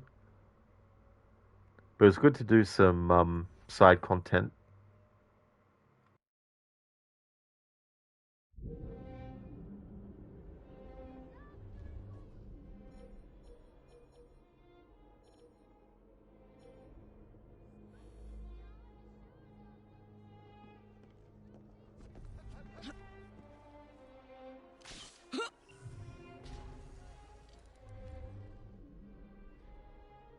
Although it looks like this one doesn't actually have a leader.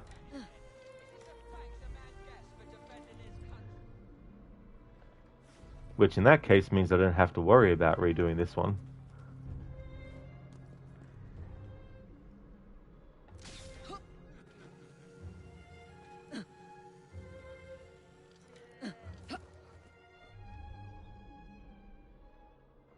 Yep, alright. Let's make this fail so we can go into the other one I was doing.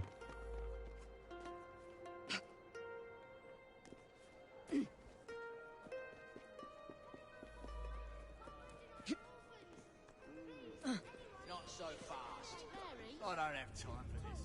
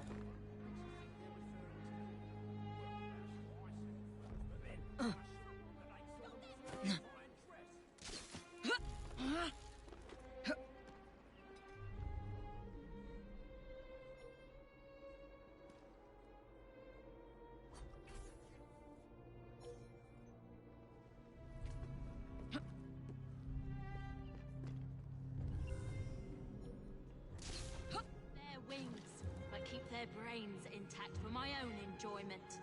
I will be in touch. Cletus. There you have it. Keep a close eye on your surroundings. They're a sneaky bunch.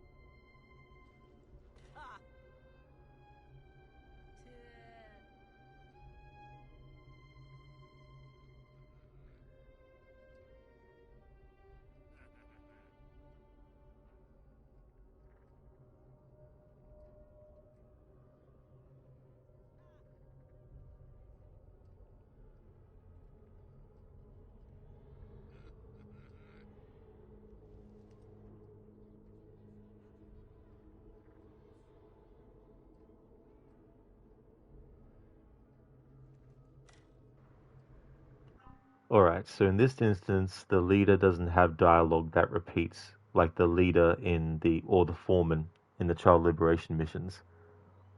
So the dialogue that I was able to transcribe was the tail end of something else. So I need to then approach from a different angle and take out the sniper from that angle, so I'm closer to the sniper and to the leader to hopefully get their dialogue before they end it.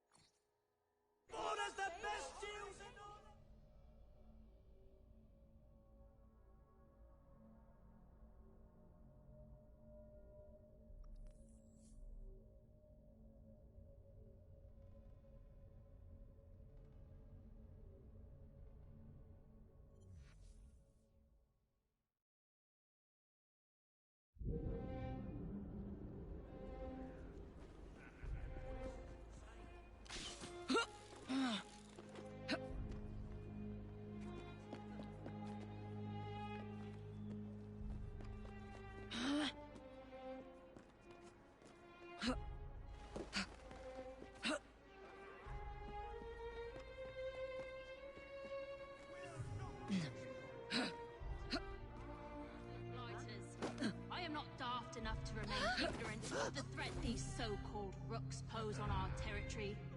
I urge you to clip their wings, but keep their brains intact for my own enjoyment. I will be in touch. Cletus. There you have it. Keep a close eye on your surroundings. They're a sneaky bunch. Alright, so approaching from that angle, the dialogue that she says at the start is still cut off. So it means that I need to actually be on ground level with that enemy and get close enough to them without being detected to put them into an aware state and interrupt the dialogue, or put any of the other enemies in that zone into an aware state that would interrupt the dialogue.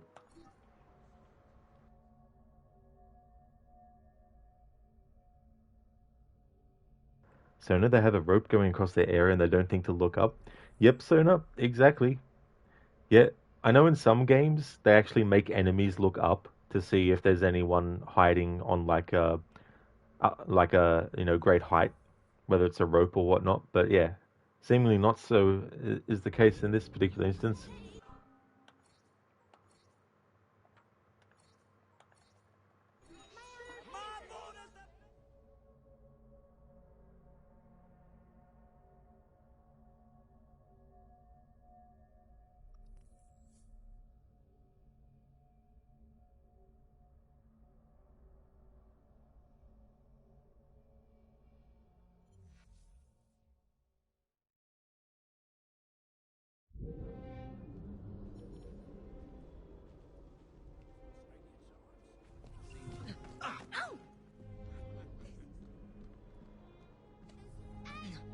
She can't possibly think she's...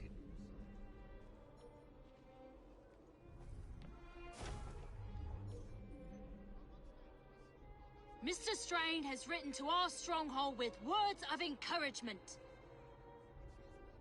To my most favoured blighters, I am not daft enough to remain ignorant of the threat these so-called rooks pose on our territory. I urge you to clip their wings, but keep their brains intact for my own enjoyment. I will be in touch. Cletus. There you have it. Keep a close eye on your surroundings. They're a sneaky bunch. And there we go. Finally got that dialogue from start to finish without interrupting it. So it's above their pay grade to look up. It really is. They're like, I'm not getting paid enough to actually look up to see if there's any enemies. Surely that means that there won't be any enemies, otherwise they'd pay me to actually look up.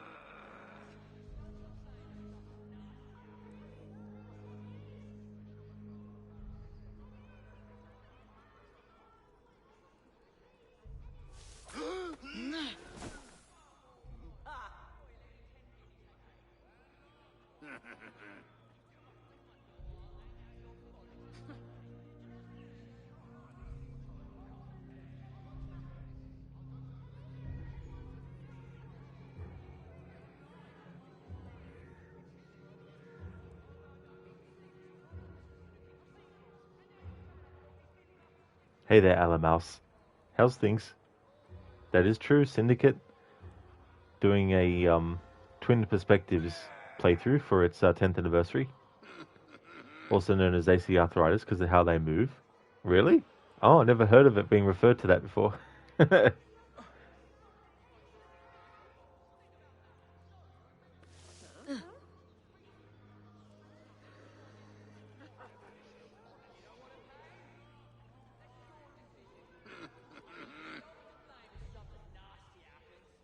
Oh, I've had enough.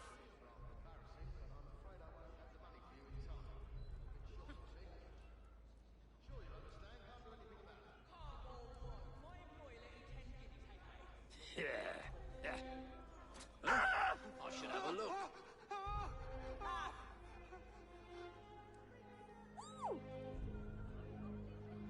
Better see what that was. Bloody dog's body's what I am. Go here, go there. Pick that pocket, stick that in someone's eye. It never ends. Assassin's got another one. Hey, Right. someone get her! Who wants to tell me what they saw? Someone sneaked in! What's she doing here? Stop her! Oh. Explain what you're doing. I didn't get into this to run around London anyway. Alan else, that woman sees a man die and sounds like she found a piece of candy.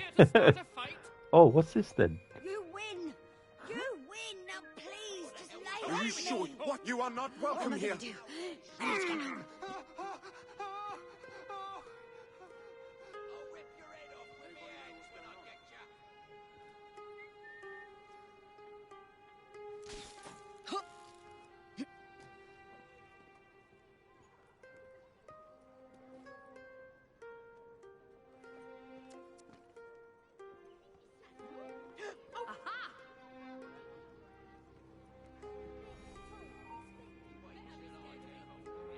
Intruder!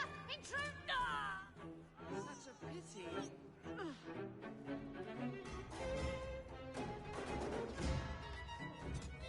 I think now is the time to make my departure.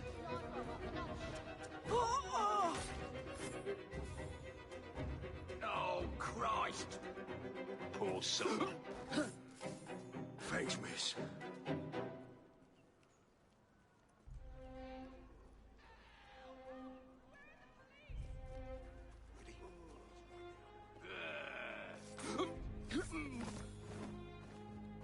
Alright, so we got some dialogue from the leader in that stronghold, and we also got some dialogue from the rook that we rescued. Now, to actually redo this as Jacob, and then see what the rook will say to Jacob.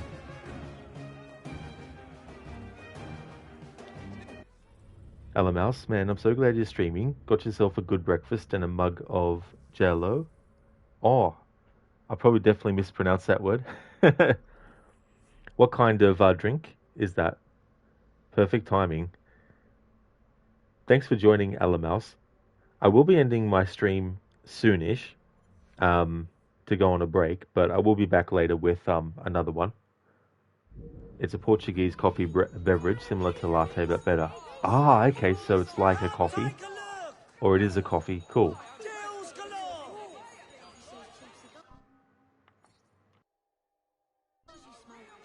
You won't find the likes of these anywhere else in London. Do you think it's what she say? You heard me. I won't ever forget this. Thanks very Get much off for me! doing. Hello, hello, I hello. hope it's safe over here. Oh, This is bad. This is very bloody bad. I need to be somewhere else.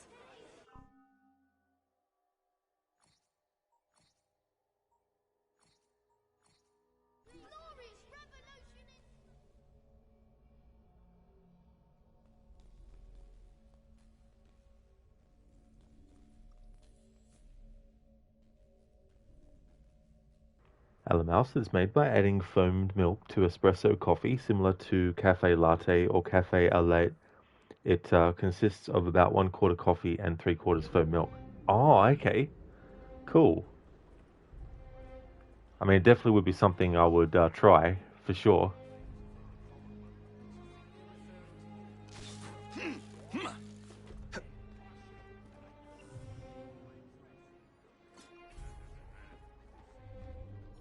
Mr. Strain has written to our stronghold with words of encouragement.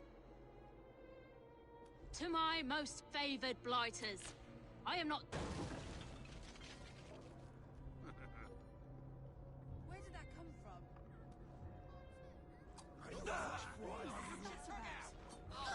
It's time for you, piggy. what's he up to, I wonder?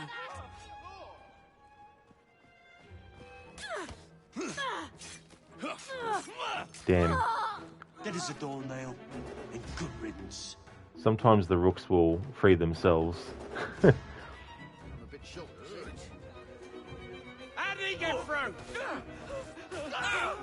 Which is not what I wanted, because I wanted the rook to say something to Jacob before being rescued.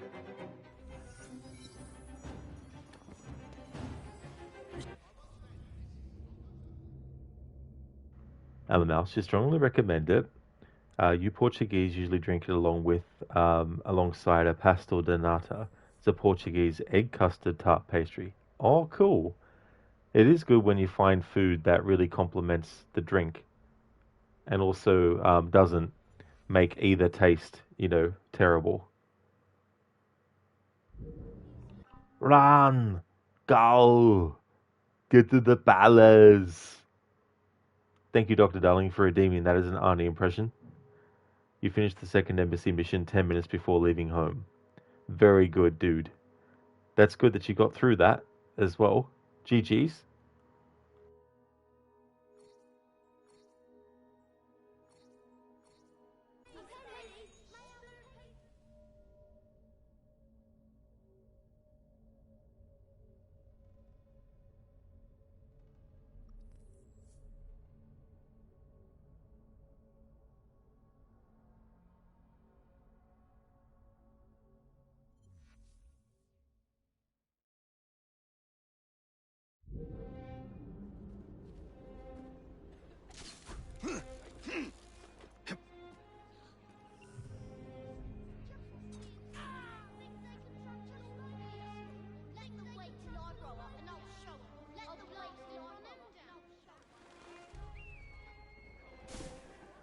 Mr. Strain has written to our stronghold with words of encouragement.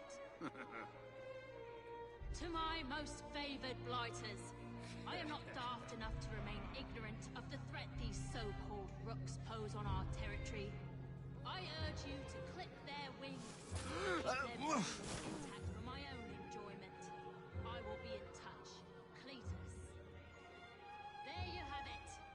Keep a close eye on your surroundings. They're a sneaky bunch.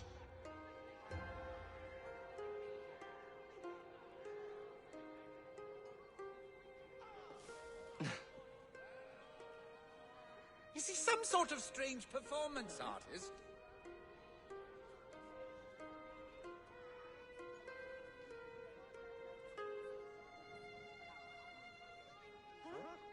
He doesn't belong there! Stop him!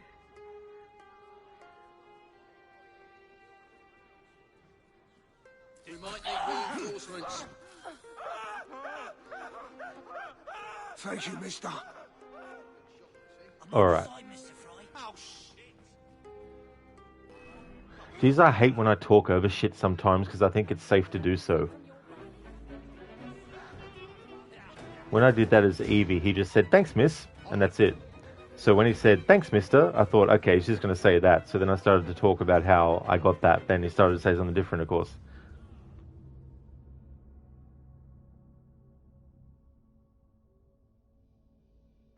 You merely adopted stealth. I was raised in detection.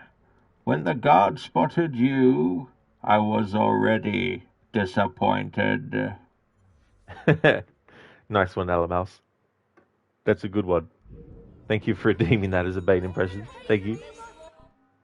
It's really cool, different combinations of his dialogue and stuff.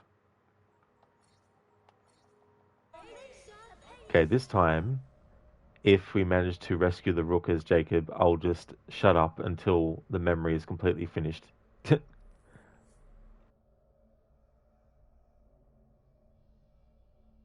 Like, it might seem weird why I'm so particular about not saying anything over the top of dialogue, but this playthrough is kind of like me cataloging the actual dialogue, both transcribing it, but also the audio being clean and not having me talk over it.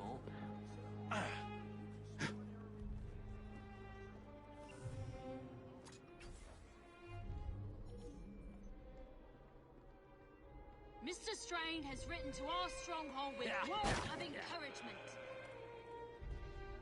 To my most favoured And the mouse, how long are the cooldowns for Bane? I've got an hour cooldown for Bane and also for the Arnie impression. I urge you to clip their wings and keep their brains intact for my own enjoyment. I will be in touch. Cletus. There you have it. Keep a close eye on your surroundings. They're a sneaky bunch. Alamouse 1 hour, damn. Yeah, I put it at an hour because it lets my voice rest a bit with some of that, and also it allows more of the gameplay to also come through without me interrupting it.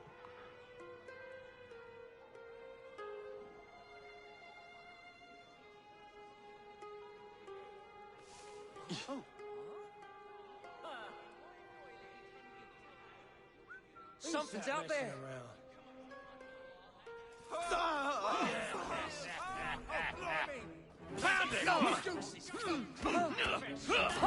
The rook freed themselves. Flank him! Mouse, she had a good one for Bane. That's totally understandable as well. But yeah, I used to have it shorter, but I find an hour is a good breather.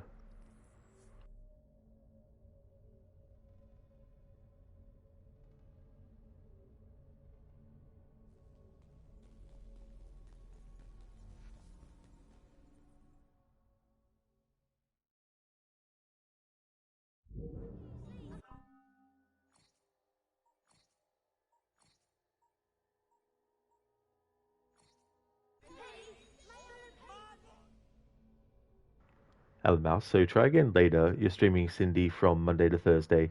Exactly, Mouse. Yeah. Yeah, I was doing it on the weekends initially, but that's because I had other games that I needed more days for. But now that I've got the GTA 5 playthrough I was doing finished, and that was Monday to Thursday, I can now give more days to this per week. And then on the weekend, I'm going to be doing, or starting, the Splinter Cell Chaos Theory 20th anniversary run I want to do. One of them at least. The first phase, I want to get all the missions to 100% success rating, which I've never done before.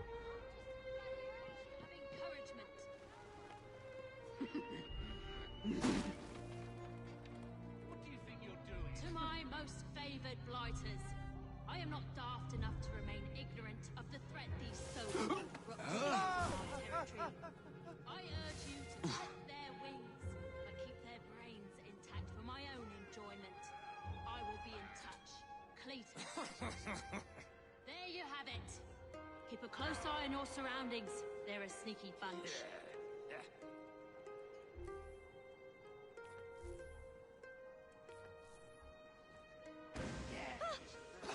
What's going on over there? I'll avenge you, my friend. What's going on over there? Titus!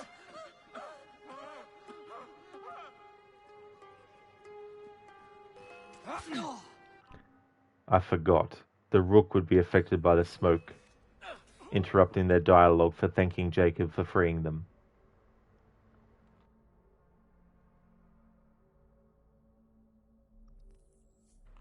Mouse, this whole Blighters thing reminds you of the Peggies from Far Cry 5. That's one I haven't seen much of, I don't think. I've seen more of Far Cry 4, I think, than I have of 5. The one that has Pagan Min in it.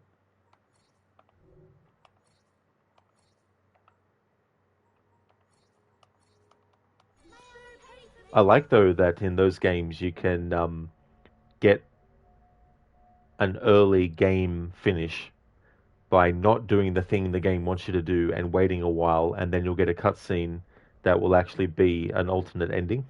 I wish more games did that, actually.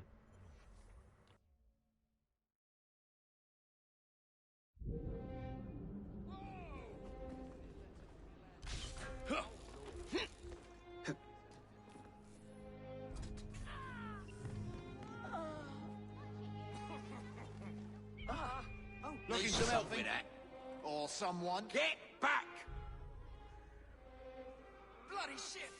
We'll have to get you underground before the crows come pecking. Oh, now, who is here?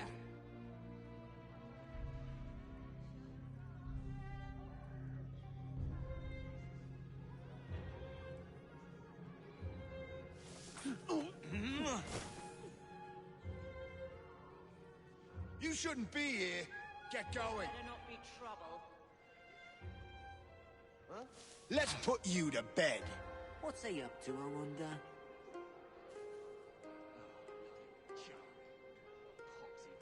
The This is unbelievable. Behaviour. Still, this is London. Someone's up to no good. What?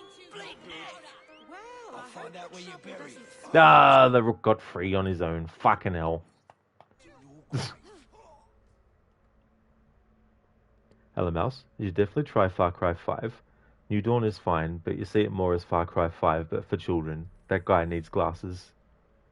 That's actually a series I would like. Like, I've played a little bit of the first 3 each, but I haven't ever finished them.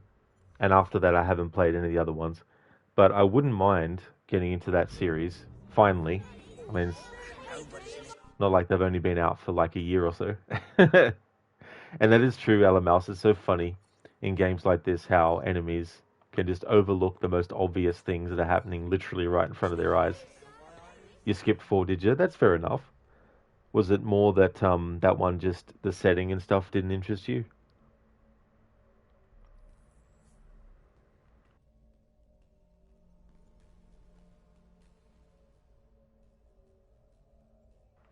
Oh, that's fair enough, Alan Mouse. Just never had the money for it. And others were kind of more appealing. That's fair too, as well. I don't blame you for going for the game that's more appealing. It's good to do that because there's no point trying to force yourself to play a game that you don't really want to.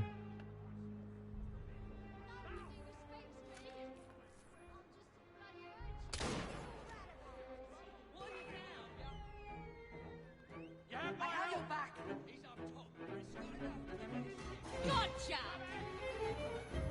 I'm ready to shoot! Thank you, Jacob. I hope your affairs are in order. Give him a good cleaving.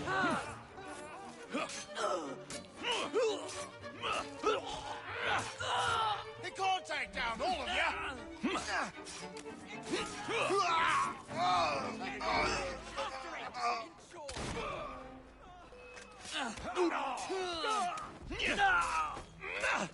You ain't no loss to humanity. Well, we did get some dialogue we hadn't from that rook before. But still, we didn't get the thanks, mister, and then the thing that I talked over. Hello, Mouse, is that a foul cutter that you're using as a sword? Oh, yeah, that's one of the kukri.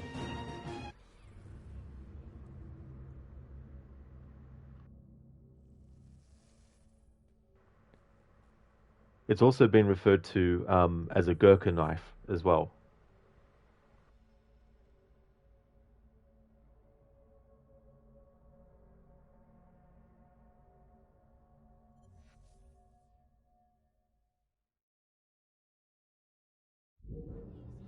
Can't see the latest sail!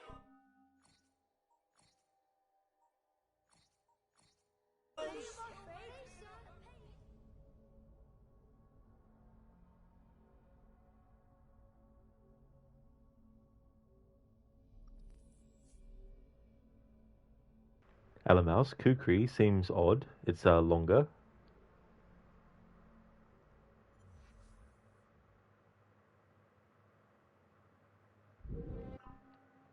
Let's go into inventory.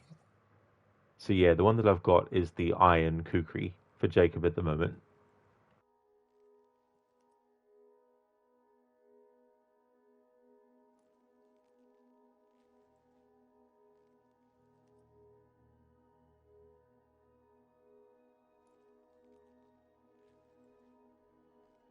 Alamouse is a tiny bit longer. You let it slide. Oh, that's fair enough. Yeah.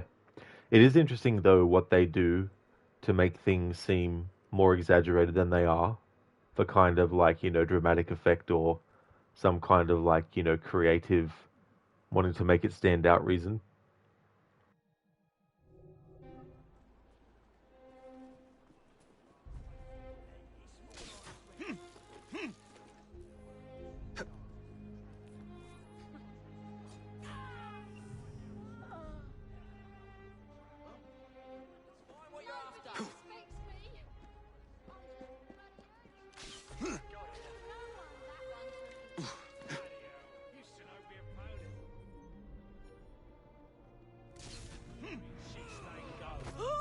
I've made a huge mistake. This is tense moments.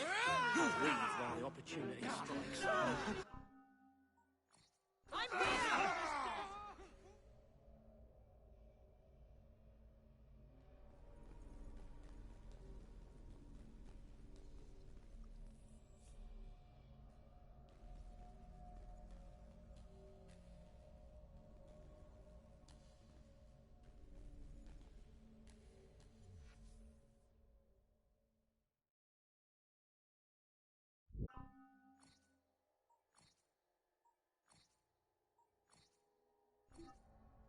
Alan Mouse, you come from a big realism part, old days of Assassin's Creed where they removed the crossbow because it didn't exist at that time.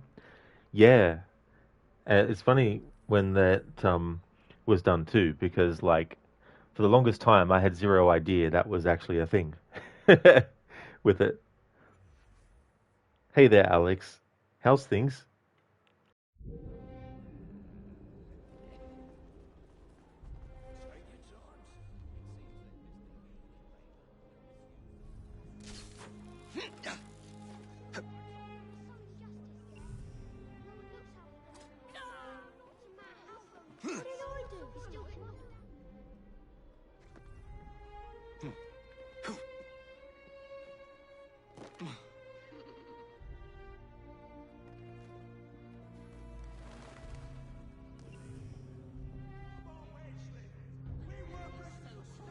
Toes on our territory.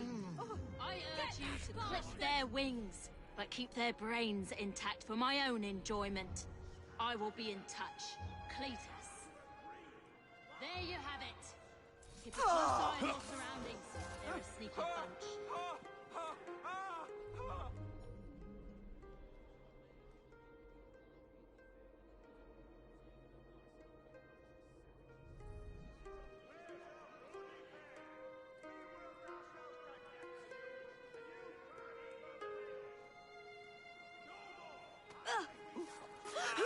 Bollocks! He's sodding hard.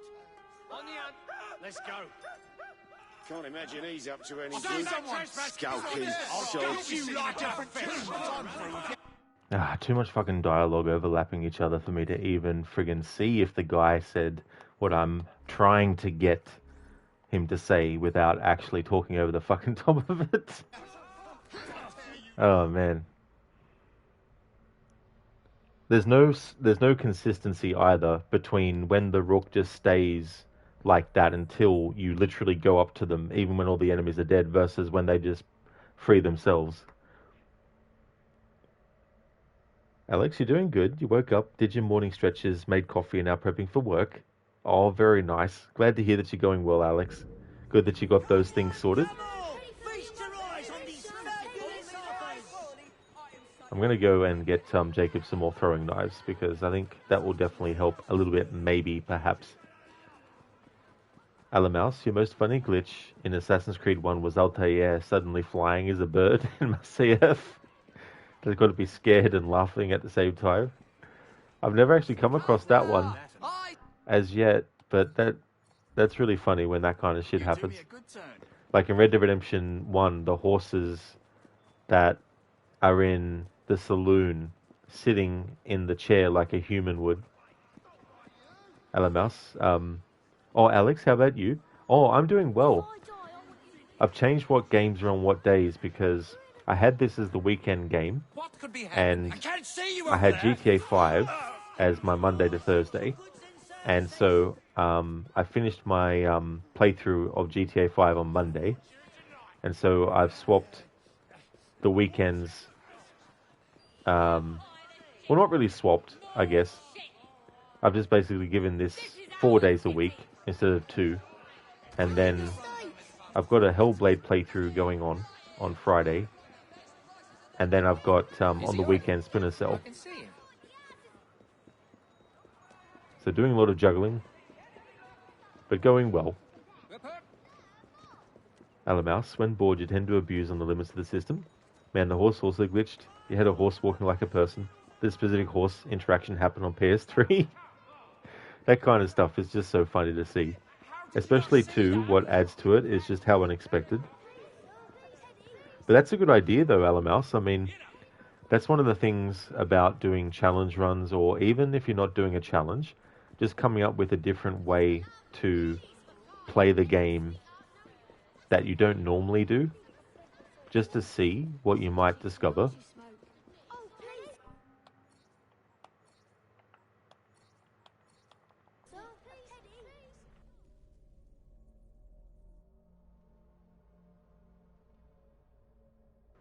Alan Mouse in AC3 King Washington DLC. You strongly recommend to not spam bird flight teleport mode.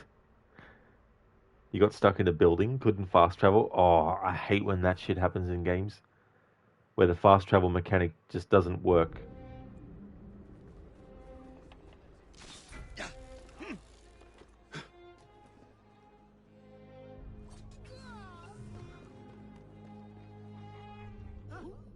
What are you looking for? Let's go.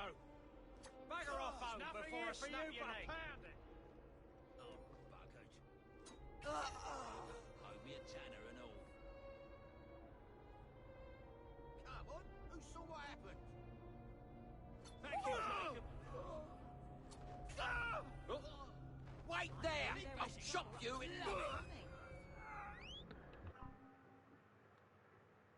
So the Rook freed themselves again, denying me the dialogue, and I'm trying to fucking trigger again. Oh dear.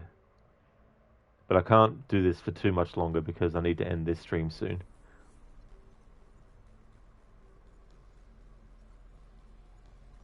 Alan Mouse, your luck was that you had guards next to your building and you kept aggroing them until they killed you. Oh, good. That is good that you found a way to get out of that. And there's certain things that, like, in this game, for example, when you do the Last Maharaja DLC, there's a cutscene that takes place on the train after one of the memories is finished.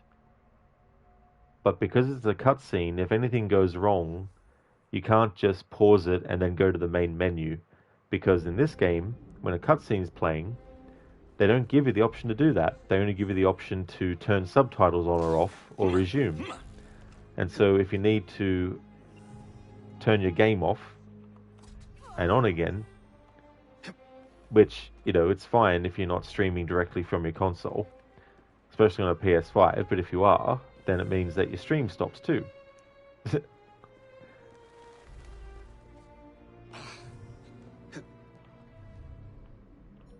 And I'll be doing that for this playthrough, but it's content that, like, I feel like there's probably 2 or 3 memories in it that could have been cut.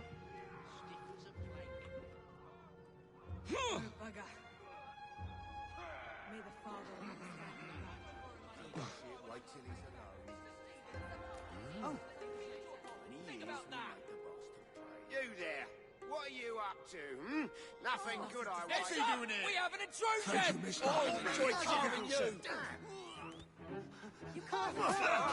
Bloody hell. He said the thank you Mr. part, which I didn't talk over before, but the part after I talked over. But because he's been, or we got detected, I'm like, oh, they're looking the other way. I'll just sneak there and free the Rook, and then surely that'll give me enough time to get his dialogue without it being interrupted. But no. And a mouse. Yeah, otherwise that meant delete save. Oh.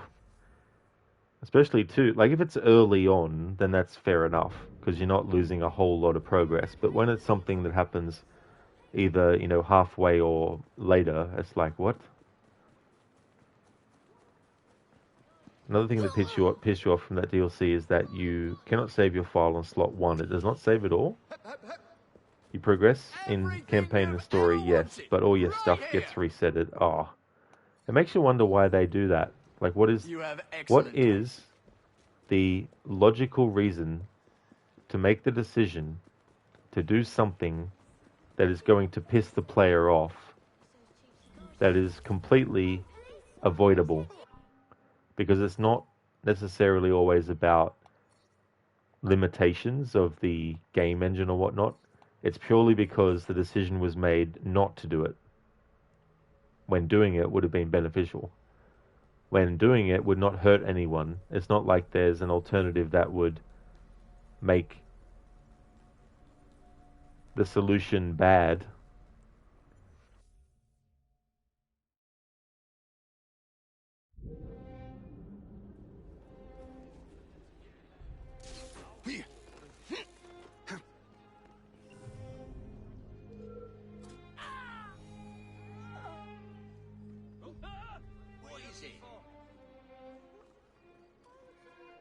come any closer. Oh, Christ. Maybe it would be better if I went home. Who did this? Tell me. Am I gonna have to hurt you? Do you see you got a visitor? Someone take care of them. I'm in trouble now. Like a ghost.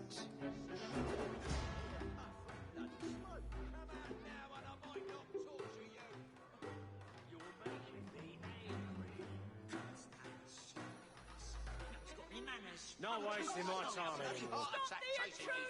Yeah! Why did he have to run? Don't pull any punches! Jesus Christ, game. Like, seriously?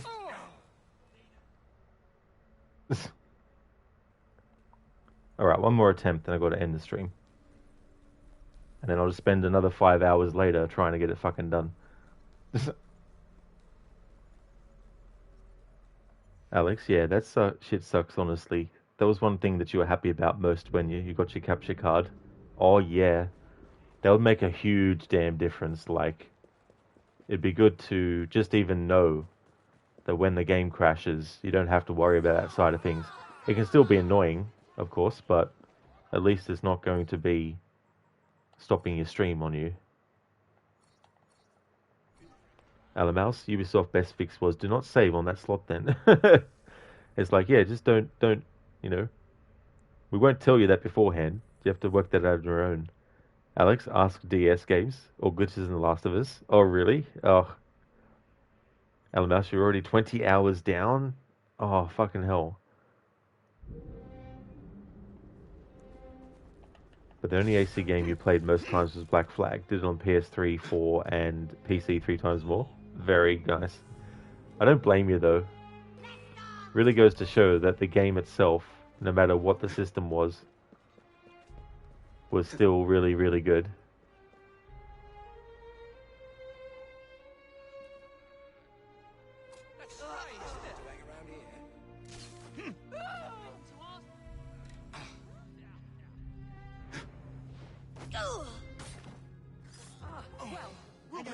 I owe you one. Payback time for you, piggy.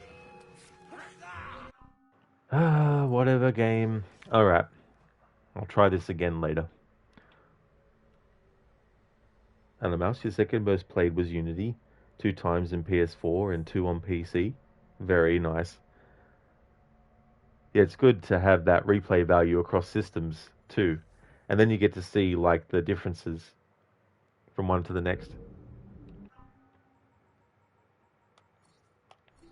Okay, so this is where I'm going to end the first Assassin's Creed Syndicate stream for today. I just want to thank everyone for watching this stream. I really appreciate it. I'm going to take a long break, so it's definitely understandable if not everyone will be able to make it to the next stream that I'll do after my break. Let me see. Just try to work out.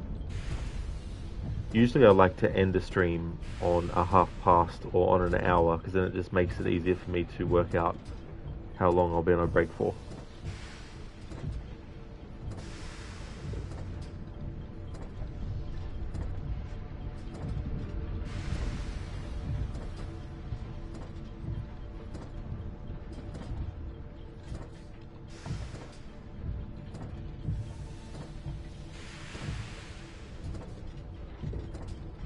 Alright, so I've worked it out now.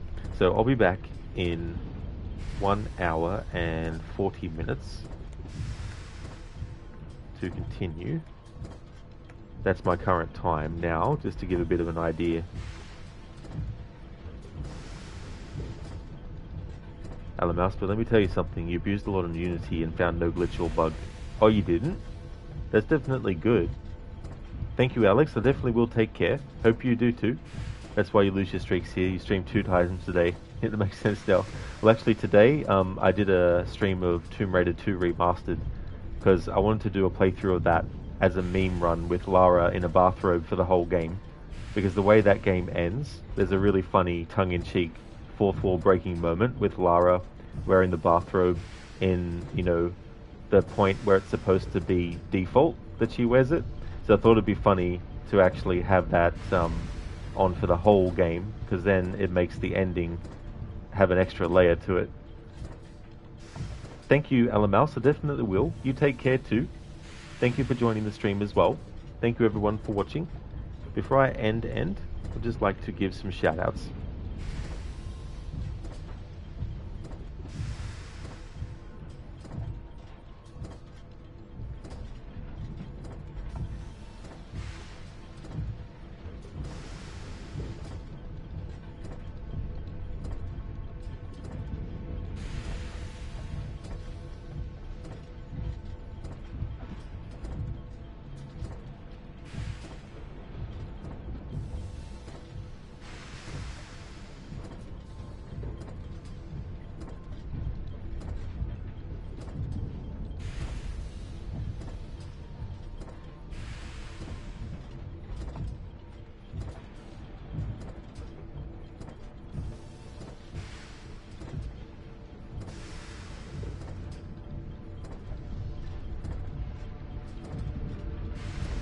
Would definitely like to recommend people check out AC, who's doing the Outlast Trials, Ella Mouse, who is doing Portal, Alex Mandarek, who is doing The Last of Us Part 2 Remastered, AC, who's been doing some Outlast Trials. Oh, I gave him 2 shoutouts. Whoop, I didn't realize.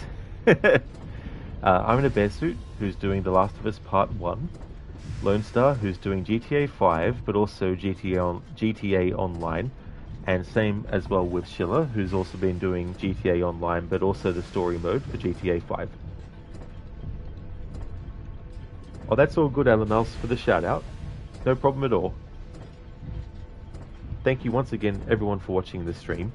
I'll be back in 1 hour and 40 minutes with more Assassin's Creed Syndicate. If you see me streaming this again, it's either still Tuesday for me or it's Wednesday. This is my Monday through to Thursday game starting this week, so there's the current schedule. Thank you, Not Fry. I definitely will have a good break for sure.